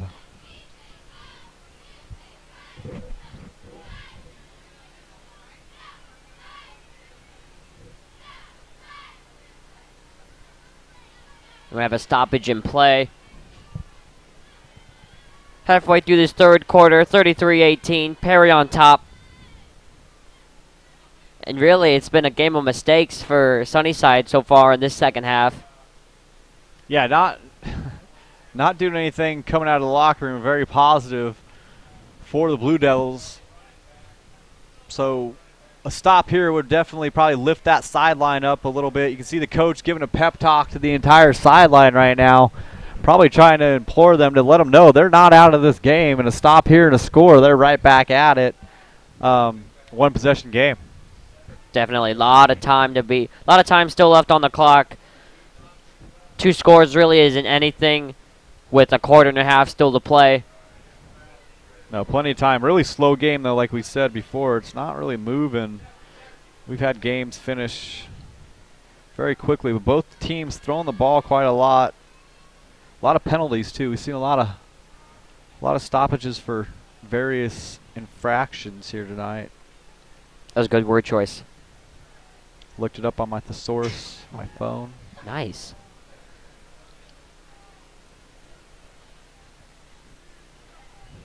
Nightingale in the gun, all by his lonesome. 5 wideouts for Perry. This 4th and 9. Might see a little. Nightingale gonna go deep. Gonna go over the middle, and it's underthrown. He had an open Ben Tierhark. So Sunnyside, after the fumble, get a stop, but we have a flag way back, and it might be a roughing the passer. Yeah, it's gonna be a roughing the passer. Probably gonna keep this drive alive. Nightingale kind of short-armed that throw. Looked like he wasn't expecting it, but that's going to be an automatic first down. Puma's going to be looking at another red zone opportunity. Going to get the ball at the 19-yard line with a first down. And then you talk about the discipline of this Sunnyside defense. 4th and 9, get a good stop. And then now Perry are right back into it. Yeah, tough penalty to take there for the Blue Devils. Again, just haven't started this half the way that you really want to see. Things not going their way. Nightingale gives to the outside, and that play is going nowhere. We have another flag thrown in. Run was given to Jonah Gossett.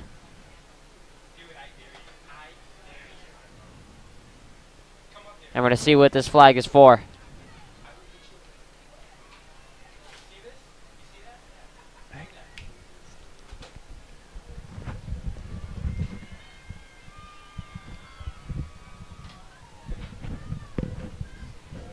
So this one's going to bring the Pumas back.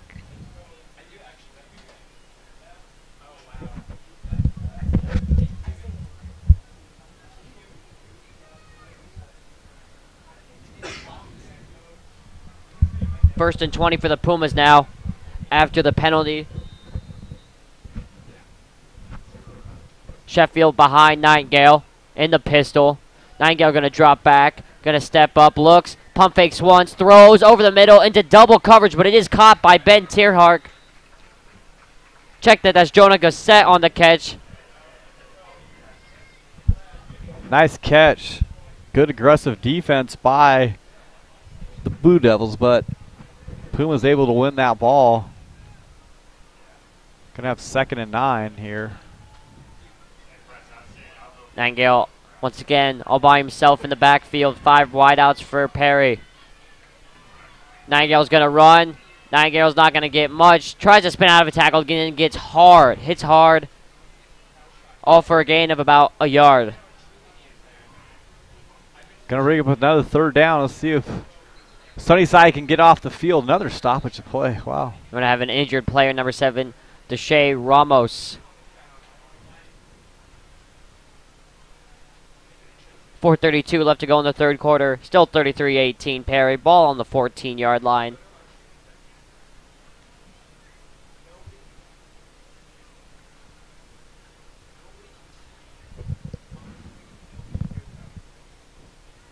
And Deshae Ramos is going to walk off the field under his own power, on a limp, but on his own power. Yeah, Ramos playing some good football for Sunnyside here. A few scores we have updates on. Some East Valley teams in action. All the Chandler schools away except for us tonight.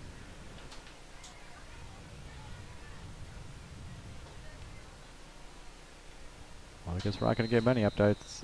Basha up 7-0 over Desert Vista. Nightingale all by himself, steps up, going to throw for the end zone, wide open. And it's just out of reach for Alec Monty. That could have been a Puma touchdown right there. Yeah, again, facing pressure from that defensive end. Sunnyside coming around the edge, putting on some serious pressure. Had to step up and make the throw, not able to make the play. Pumas are going to kick for it here.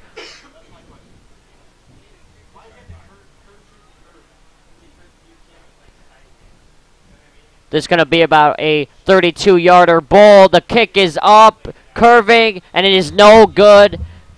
As I was saying, the ball was hooking left and just missed the upright. So could have made a 3-possession game. Still stays a 2-possession game. 4 minutes left here in the third period. So Sunnyside holds up even though they gave some extra plays there to the Pumas. Pumas not able to capitalize on that turnover on their side of the field, and one of the first times we've seen tonight not able to capitalize on that turnover. So Sunnyside see if they can get back at it here. It hasn't been they've been getting points most of the time. The field goal at the minimum, but now 0 points when starting at your about 25-yard line. And that's not what you want to see. Especially when you're trying to finish a game. A little bit longer field. Let's see if they can go straight ahead and work this running game again.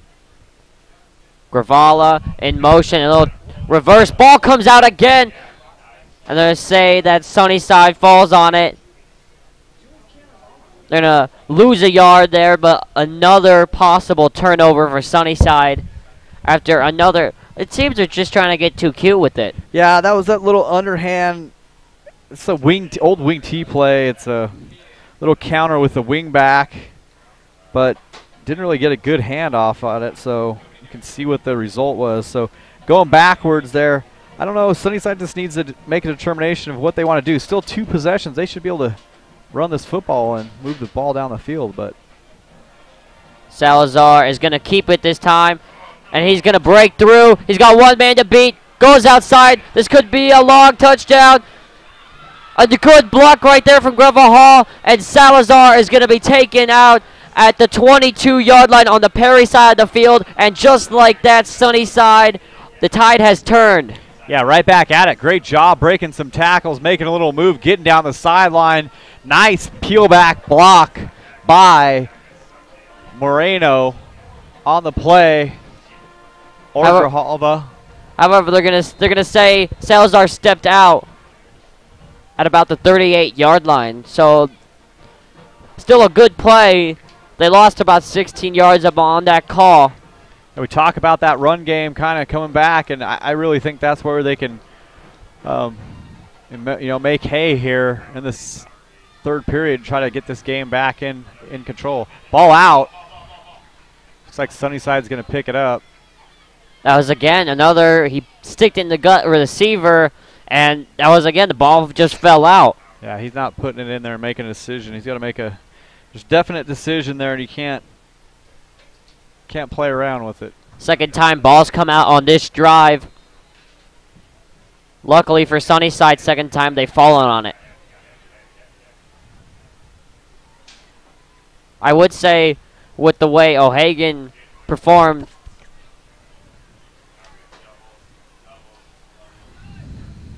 Salazar is going to give to Lara. Lara trying to break it outside. Goes right into the helmet of a Perry defender, and he's going to pick up about 2-3 yards there on that run.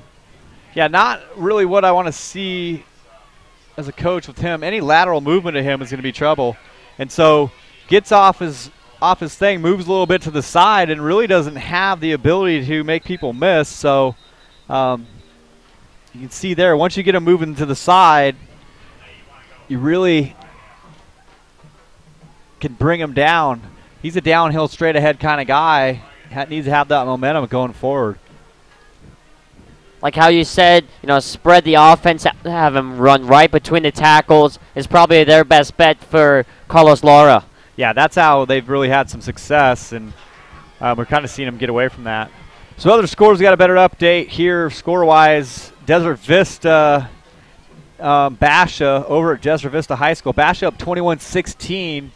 First game for the new coaching staff at Basha High School after Bernie Buskin unceremoniously removed from his position. Or the official word was resigned. Sounds like you don't believe that much. He's coaching at North High School all of a sudden, so that seemed like a quick recovery from deciding you want to coach anymore. Had about a week, picked up another job. Perry defense on the field, waiting for the Sunnyside offense to retake the field. 33-18, 2:19 left to go. We have a 3rd and 7 right here. And even if, well, they're in that kind of gray area to where it's too close to punt, even though they really shouldn't be punting after what we've seen tonight. But if they don't, you got to think 4-down territory here for Sunnyside. Yeah, I mean, it's still early, but That was a good run from Carlos Laura. It's going to be short. It's going to be 4th and 1. yeah, now it's definitely 4-down territory. So that's where you see Laura really do a good job. He has some momentum, gets downhill, and can run through arm tackles. And that's going to be about 4th and a long 1 here for Sunnyside. Maybe think about a hard count here. Puma's got to be aggressive here to stop any momentum from Laura. Salazar in the gun. They're going to snap. They're going to throw quick. And it was almost intercepted, but it's going to be a turnover anyway. Perry football after what really was a bad decision right there by Salazar.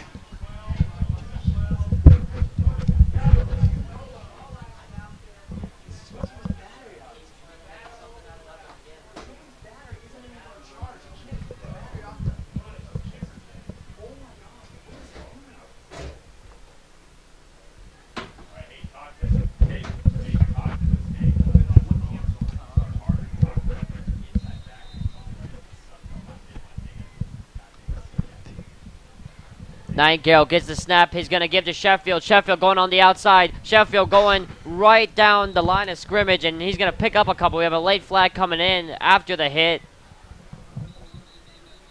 Yeah, so great job by Sheffield getting what he could get. Sunnyside's trying to string it out. Look like a Sunnyside player's down here. Number 7. Shea Ramos was injured earlier in the game as well. Yeah, might be cramping up a little bit here.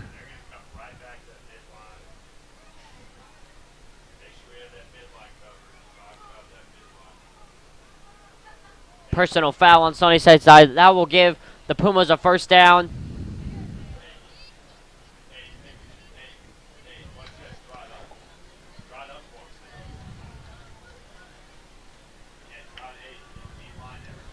.124 left to go in the 3rd quarter. 33-18. Ball now moved to the 41 on the Perry side of the field. Moving from right to left. And now they're going to give him an extra 5 yards, move it to the 46.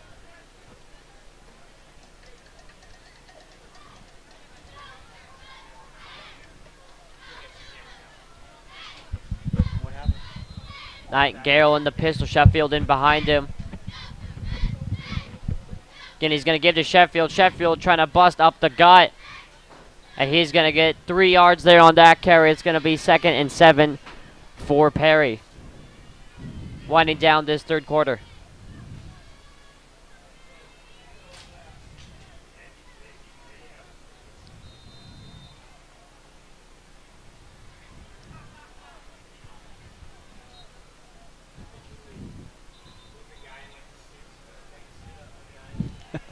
Free had a big green bug on me up here in the press box and flipped him out, and he flew right out of the window. So yeah, this time of the year in Arizona, especially those bugs are going to be flying around, mosquitoes. Not the most pretty scene. Had a lot of rain in the last week and a half. Nightingale fakes it. He's going to roll out, throw over the middle, and it is caught and brought down. A big play for the Pumas. First down. Yeah, nice job on the boot. Tight end dragging across there. Nice deep About 18-yard drag. Pulled down by the tight end, number 41, Bryce Fowlis. First time we've called him tonight. 30 seconds left to go in the third quarter. It looks like Perry's going to try and draw up one more play.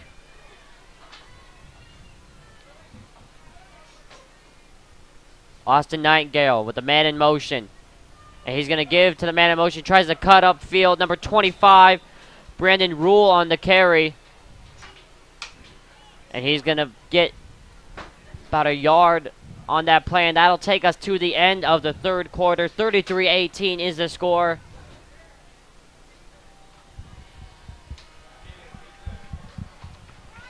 Game's certainly not over yet, but the Pumas can definitely make it hard with a score right here on this drive. Yeah, they score here, makes a 3-possession game. Gotta like your chances. Sunnyside hasn't done a whole lot in the second half except for drop wide open touchdown passes, so beyond that, it makes it a little bit more difficult. Sunnyside, again, we've seen them time and time again shooting themselves in the foot here with these possessions. Yeah, it's been fumbling. They've been doing the option plays, been fumbling those, missing wide open people, wide open receivers dropping passes that hit them in the chest. Another bad punch snap. Yeah, we definitely could have seen a different scenario if they would have had connections on those two long pass plays earlier in the third period, but just not able to pull them down. The Sunnyside defense, however, has shown up in this second half, and they have stopped the Pumas when they've got to this side of the field. Right now on 2nd and 9, it's Nightingale, all by himself in the backfield. 5 wide receivers.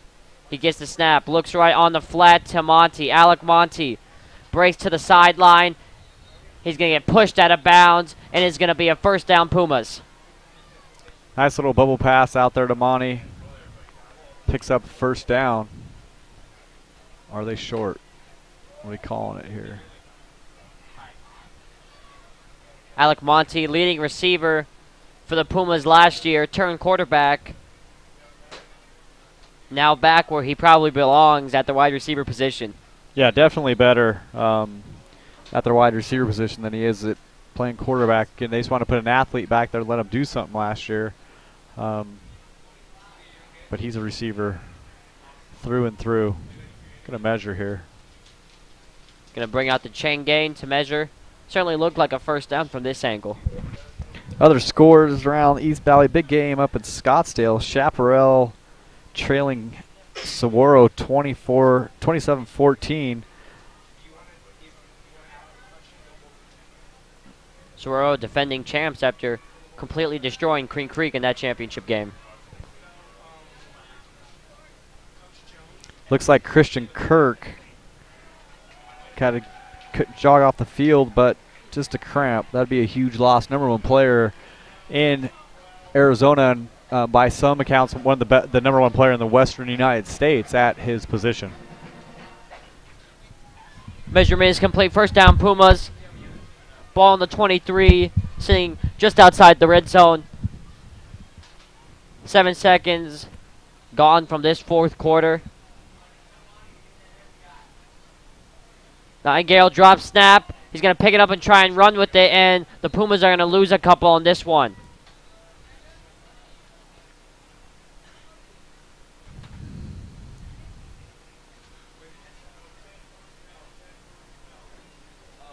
Now with the injury and especially everything that could have gone wrong, I would have liked to see my quarterback just fall on that loose ball instead of trying to do something with it. Yeah, he's a playmaker, though. You're not going to be able to keep him from being a playmaker. That's the hard part. Can't break DNA. Nightingale looks, going to step him. He's going to be brought down for a sack. Number 42 on the tackle, Miguel Sardinez. Now this puts Perry possibly into 4-down territory with where the ball is at right now. Yeah, looking about a 3rd and 18 here, and try to maybe see something to pick up half of it and give them a better shot if they want to go for it on 4th down. So just looking to pick up half here, maybe not the whole thing.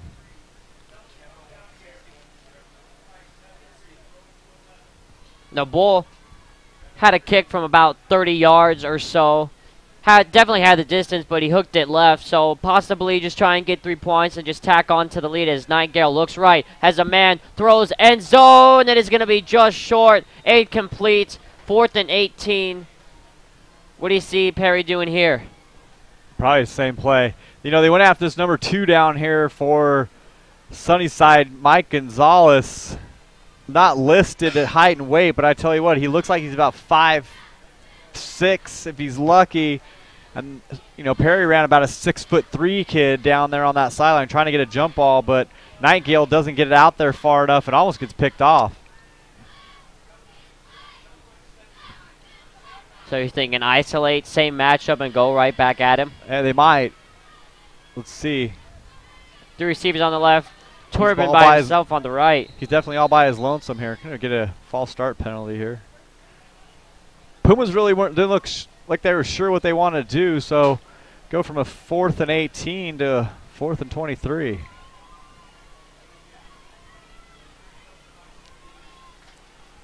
So they're not going to go with they're just going to go with the regular drag route here and see if they can pick it up. I'm listening to the coach over here call the play, I was trying to as well. I know what this play is. Nightingale gets the snap, drops back, looks right. It is the same play. Torben, though, has a chance. It's caught. Touchdown, Pumas. Yeah, you just go back to that play. Good job by the Pumas finding the much larger wide receiver Bryce Toberin, coming in at 6'3", 175 against about a 5'6" kid. That time Nightingale did a good job, put it out there. You'd think that safety may have thought, hey, it's probably coming again, and it did. So better throw that time there by Nightingale. Especially when you look on the field and you see 3 receivers on one side and Toberin all by his lonesome. Yeah, he's got to play for the strength there. Mike Gonzalez might want to think about maybe grabbing a jersey next time he sees that kid running right by him. But ball on for the extra point, almost blocked as it has been the entire night. It is good, though, and we have a score of 40-18 and easily the highest scoring Perry Puma football game we've ever seen. At least in the last 2 years, so okay, I'll be happy with the offense. I'll say I've ever seen. Yes. You weren't here in the Josh Ullhorn days when we were scoring about 50 a night on a pretty good clip just a few years ago.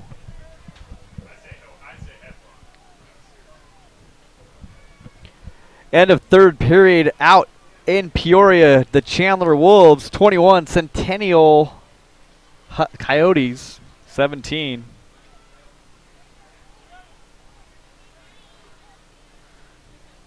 You know, been hearing a lot of the talk, and a lot of people are making Chandler out to be title contenders this year. Centennial, tough team though. I mean, that's a tough opener for both teams.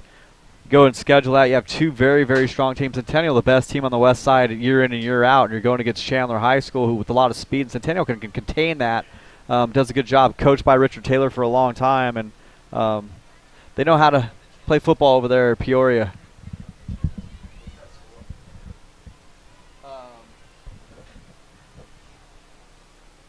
What did I say? 21-14? 21-17 Sawara's hammering Chaparral. Ball on for the kick, and it is away. It's going to be Grahala to return. Gets it about the 12-yard line. And he's going to shake, grabbed by his cleats, and brought back to the 27-yard line. Good tackle there by the Pumas. Grabbed onto that thigh pad. Looks like number 15, Michael Parenti, grabs on that thigh pad, does not let go. Ends up with a nice tackle. 10 minutes even left to go in the game. Peria 22. 3-possession game. Not over, but it is definitely hard. Yeah, you know, down 22 points, it's a lot to ask for a team that really doesn't throw the football very well. Especially this half as well. Timeout Perry here. Puma's going to take a timeout, make sure they know what they're doing. You know, they get in the situation. I don't know if you caught it. When you have your defense back, you got to make sure you keep things in front of you at this point if you're going to play a prevent type defense. It's still early, but you got to figure they're going to be throwing the football. Yeah, definitely the game plan is, because Perry does have the advantage to where they can let them score, but they just can't let them score quickly. You got to make them use as much clock as possible. Definitely. If Perry can make them eat about 3 minutes on a possession, if they do go to even down and score, and then they eat up about 5-6 minutes, this game for all intents is a lot better shape for the Pumas, but you still always have to worry about the old onside kick and those things happening. Salazar in the pistol.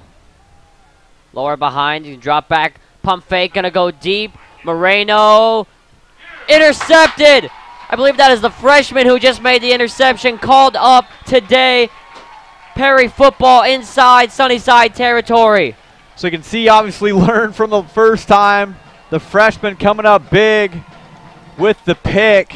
Try to throw it up again, and he ends up coming down with it. And there's a reason why they brought him up, to make plays like that. And he had that guy blanketed. There was no doubt there. And ball underthrown, and he goes up and takes it away from the defender.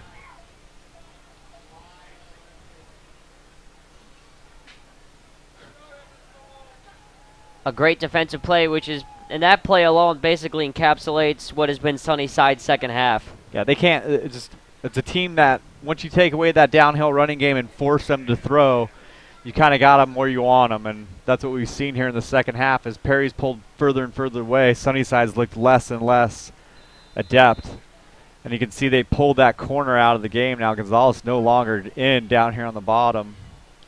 Put in a bigger DB. Hardy gets the ball, and he's going to lose a couple. And for Sunnyside, I haven't even really felt that Perry stopped the ground game right up the middle. It's just that they've kind of abandoned it.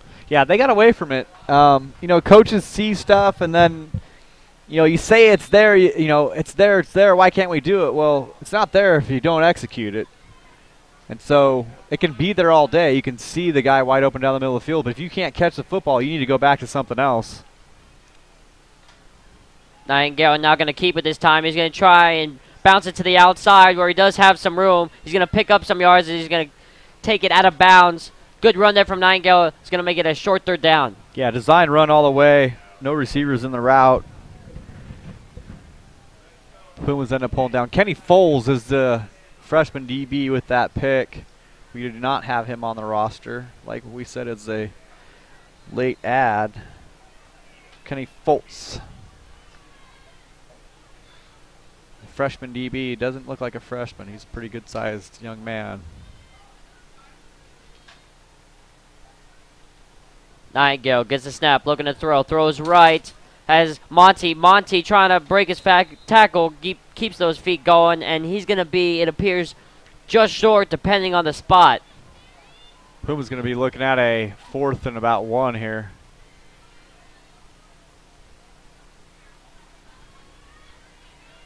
Clock's still moving, though. What's what the Pumas want to happen. And they have the ball, too, so that's a plus as well. Another East Valley score. Desert Mountain down to Brophy 42-14, 6:25 left in the game. So Brophy responding well after getting taken to the woodshed up at Bishop Gorman last week in Las Vegas. Another East Valley score. No surprise here, Mountain Point Pride 64, the North Mustangs 0. Wow. It's quite a compliment to say no surprise as well, as they're going to give to Hardy. Hardy's with some room to run. Hardy breaks the tackle. Hardy inside the 15. It's a big run from Hardy. First down Pumas in the red zone. Right up the middle. Straight ahead downhill runners is what Perry really has. Nice run by Hardy.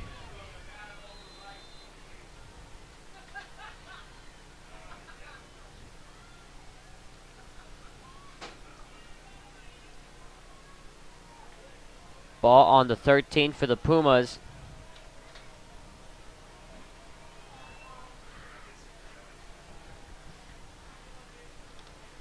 We have a late flag coming in. I'm going to trust you that that's or Iron Hardy, and you know him, because there's 4 48s listed on the Puma roster. I would say that it's Hardy because he's the only one listed as a running back. Fun with rosters we're playing up here tonight, definitely. I mean, on the Sunnyside, we have about 25 guys with no numbers, and I think 3 pairs of the same numbers, and now we have 3 same, and I see 2 42s on the Perry side as well. 1st and 20 after the flag ball on the 24 for the Pumas. 7:25 left to go in the game. Another update from Centennial. Sorry. Nightingale is going to throw for the end zone. He has a man. It's just going to be overthrown, though. You know, they might be going back. That was Mike Giralva on the coverage, listed as 5'7". Yeah, Perry definitely has a height advantage at those receiver positions. A couple of really long players out there. A couple 6'3" kids listed. But I was getting to the Chandler score. Chandler now down to Centennial. Centennial takes the lead 21-24, 10-16 left in that game out in Peoria. Important game for Chandler to win if they think that they're going to be a state title contender. 5 wide for Nightingale. Drops back, looking over the middle, throwing over the middle. Looking for Tierhark, who was open for a split second, but incomplete. Tierhark definitely took his eyes off the ball there and looked at the defender. Didn't want to take that lick. Not a bad ball there by Nightingale. One of those plays where you get down and try to duck your head so it doesn't get taken off. Heard the footsteps. Yes, sir.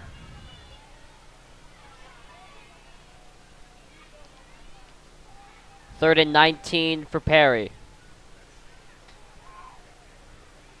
Nightingale going to drop back to throw. Throwing for the end zone. He has him open, and it is caught. Touchdown, Perry. Another long touchdown pass. Number 27, Brandon Lenzen.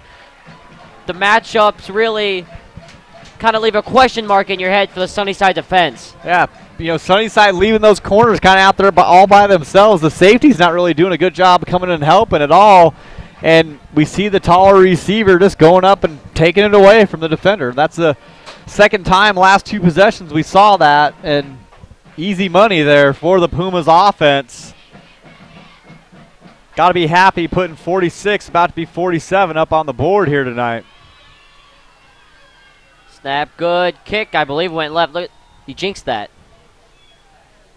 Well, yeah, I usually think a PAT's pretty automatic, but looked like you might have pulled that one. Austin Bull, a shortstop on the baseball team here for Perry, so maybe he was kind of turning on an inside fastball there and yanked it down the foul line.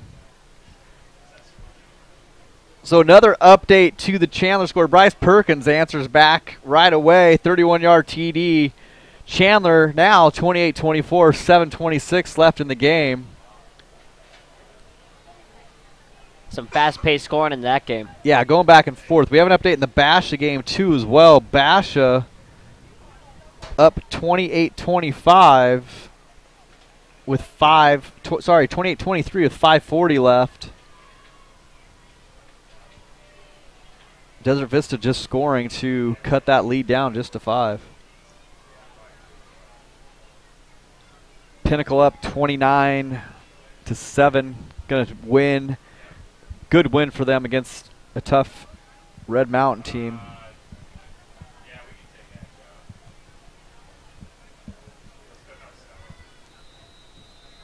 (46-18) the score reads. 7:02 left to go in the game. Austin Bull on for the kickoff, and he boots it down the field. It's going to be Grahala on the return, running to the right side. Tried to cut it back, and is going to drive his feet forward. A big pile up. And we're going to see where they spot it. They're walking on the 25-yard line, so ball at the 25.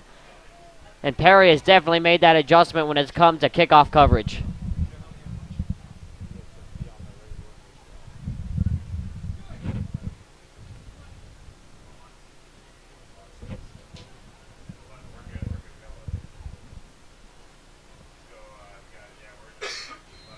So another turnover on the Perry side of the field by Sunnyside. Perry capitalizes. Going to be pretty happy about their points off of turnovers for this game. Salazar with a little pass on the flat to Moreno. It's going to gain about 3 or 4 yards right there. Not to rain on the parade, but football is a lot easier when you start on the other team's side of the 50. Yes, definitely. And you have a 6'3" receiver against a 5'6" DB. That makes it that makes it easier as well. Takes a lot of the guessing out of what to call.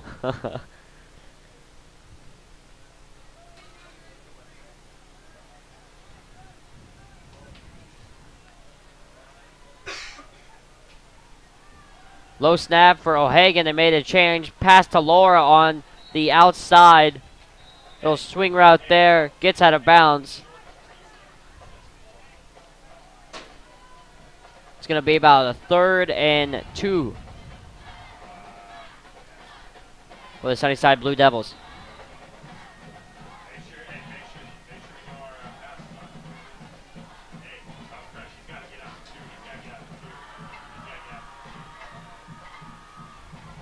O'Hagan throws over the middle, tipped and almost intercepted by number 46, Jackson O'Hare. Not the first time we've called his name tonight.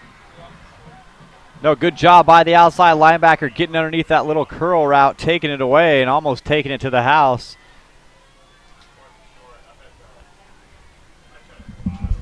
I mean, in the second half, Perry have dominated from all facets of the game.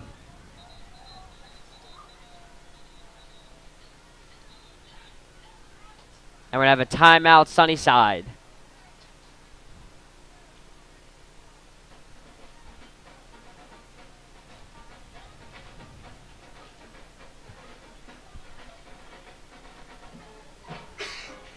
.602 left to go in the game. I think at halftime, I didn't expect to be at this position. You know, there's no doubt Perry's coaching staff is very good. Coach Jones has been around football for all of his life. I mean, he grew up in a coaching family, so, you know, that's really where you find out who the better coaches are, is being able to make adjustments at halftime, especially at the high school level, any level really, is a huge, huge thing. And so the coaches that can make adjustments at halftimes and the kids that can follow those adjustments are going to win the majority of football games. Some teams can come up with something during the week, some type of fancy scheme or something that a team may not expect and be able to hold them off for a half, but good coaches will figure it out, draw it up on the board at halftime, and stop that in its tracks, and the Pumas are a team that's able to do that. The little pitch out on 4th and 2, and it's going to be another turnover for Sunnyside. Perry, I want to say for over the 10th time tonight, starting on Sunnyside's side of the 50. Yeah, I mean, it's been happening often, and we see it again as a big stop by the Puma defense.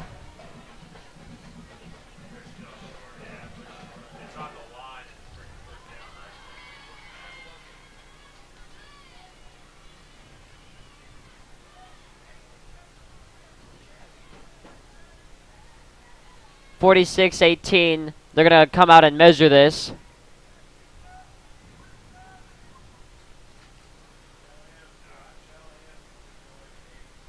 And it's going to be well short of the first down. First down Perry now, as I was saying, 46-18 with about 6 minutes left to go. Do you expect a second stringer into the game for Perry? I hope they would just run the football and get this long game. Put this long game to bed with a big victory here. So, but yeah, it looks like the second team offense is running out on the field at this point. Number 19 in at quarterback, Game Tawazuski.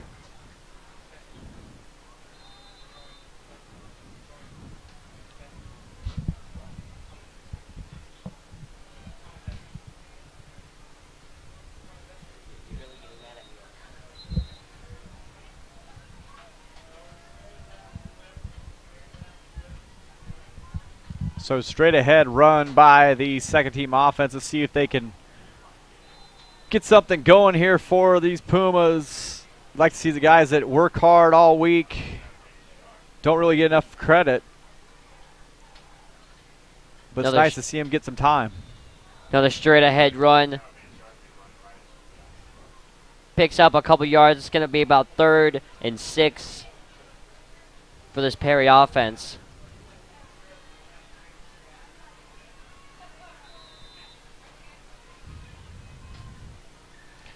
So Tomazeski in at quarterback. Deep at the running back position looks like Casey Van Char.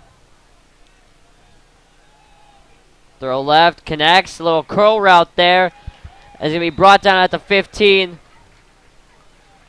Nice throw by Tomazeski. Little heat on that ball, the 6-foot junior.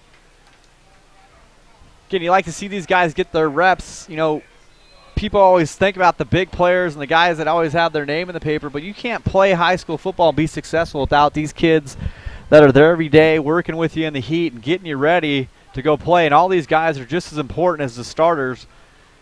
I know the average fan doesn't understand that, but the coaches definitely do. They want to get these kids some time and be able to let them go showcase what they've learned during the year. Run straight up the gut. Gains a couple of yards there as this clock ticks down. We're approaching 4:15 left in this ball game. I apologize for our scoreboard kind of jumping around. I'm doing both here, and I try to watch the play and watch the scoreboard. It's kind of hard to remember that I have to hit stop or change it down in distance. So as we're looking through multiple sheets with inaccurate, some accurate, maybe accurate numbers. Throw to left side was almost intercepted there. Yeah, intended there for Bryce Follis. Little quick turnaround route, not there. Puma's going to face a 3rd and 8 here. Didn't like he had the ball gripped real well in his hand.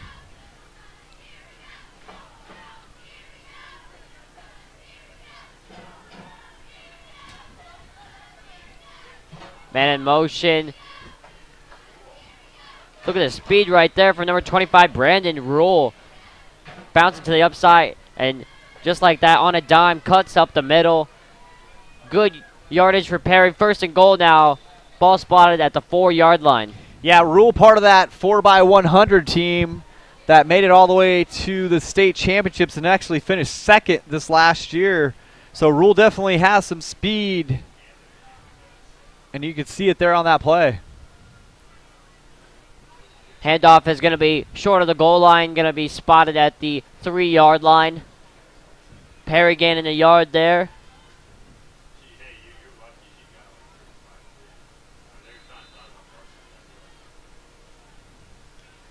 Follis getting straight ahead play. Maybe you'll get a touchdown here.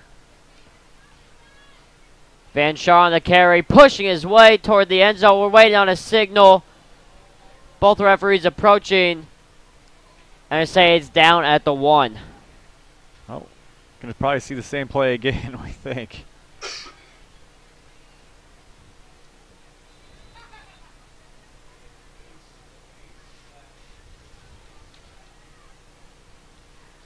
Number 13, Jay Birch, making an appearance in the game. The 5'11", 160 wide receiver as well.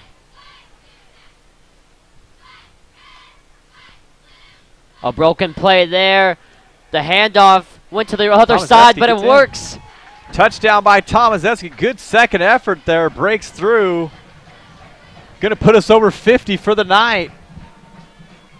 Everybody gets free tacos at Jack in the Box on Signal Butte Road in Apache Junction. Just mentioned the score tonight. The Jack in the Box on Signal Butte Road. Free tacos.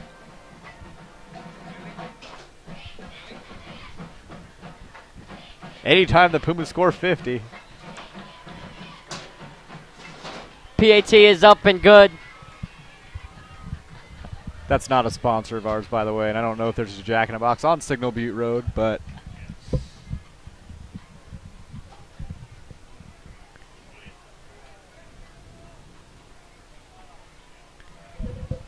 left.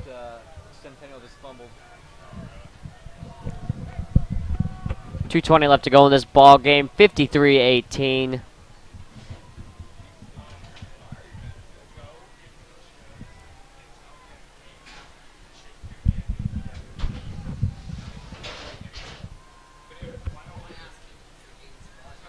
No.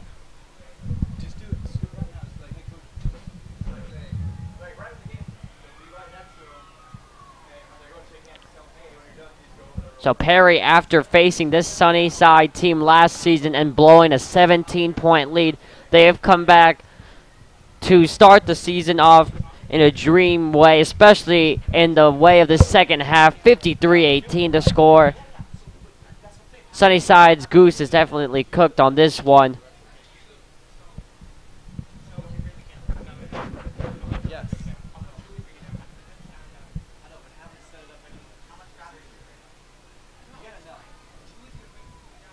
Austin Bull on to kick for the Pumas.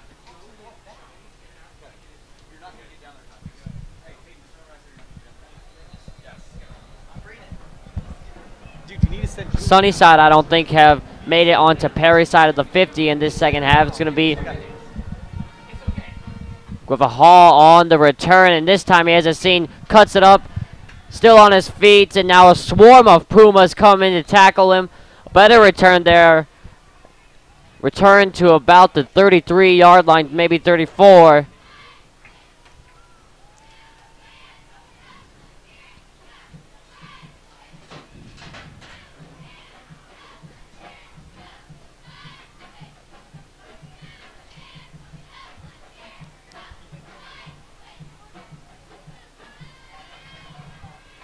It's going to be O'Hagan in there at quarterback with Laura behind him.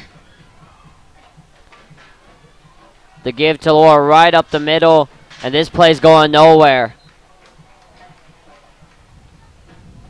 The referee spots it for forward progress. They're going to give him 4 yards on that one. Score update from Centennial High School again. Looks like the Chandler Wolves are going to hold on for a 28-24 big win for the Wolves. Definitely a dogfight all night. Getting the Twitter feed from some of the reporters that are out there, but Chandler able to hold on. We're going to have to get you a little soundbite, like a little ESPN soundbite, so you can come in and give all the updates. Yeah, we try to keep up. We're just kind of at the mercy of who else is keeping scores updated. You can also look, I think, on the Sports 360 AZ website has an app that also runs some scores. I think if you hashtag their website, you can throw some scores in there. So O'Hagan on the keeper, getting the first down.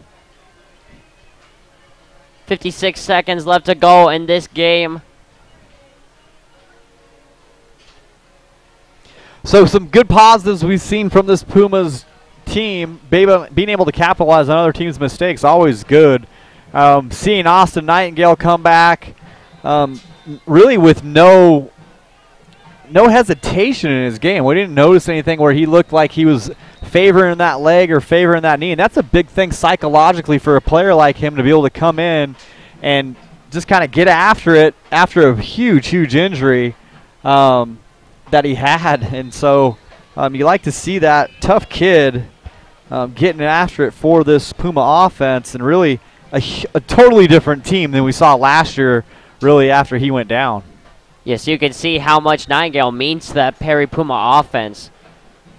We have to give big props to the defense as well, because they're the ones who set up the offense with that good field possession with the amount of turnovers.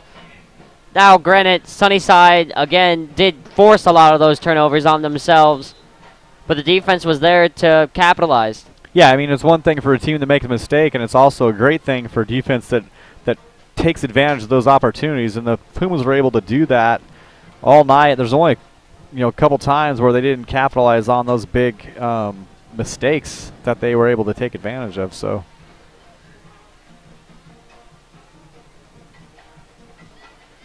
and really, for the first time this half, we see Carlos Lara breaking a big run there, about a 10-yard run. Going to be just short of the first down, however. It's going to be a third and a very short one. A straight downhill. Time's kind of running down, but at least from our vantage point, we thought we'd like to see that a little bit more out of them, and they kind of got away from it, and they didn't score any points in the second half.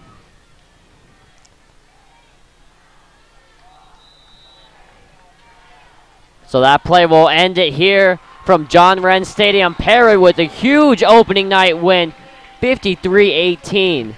Yeah, again, big win after last season. You kind of seen them come off of not doing a great job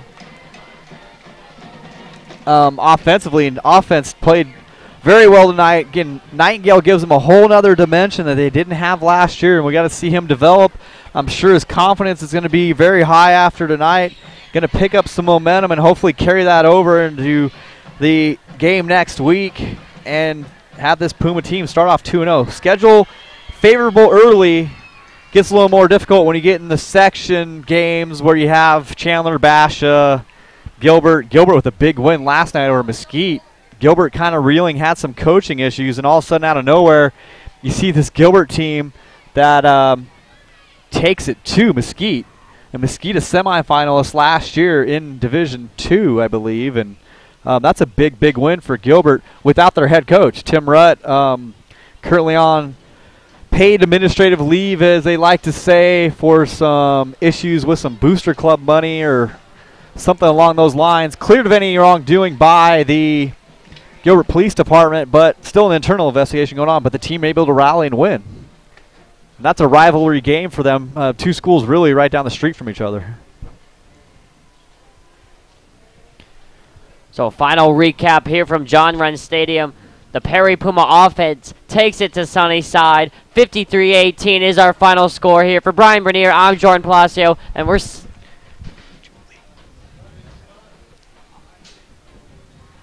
Actually, I was just kidding about that. We're going to have an interview with Julie, who caught up with Coach Preston Jones after the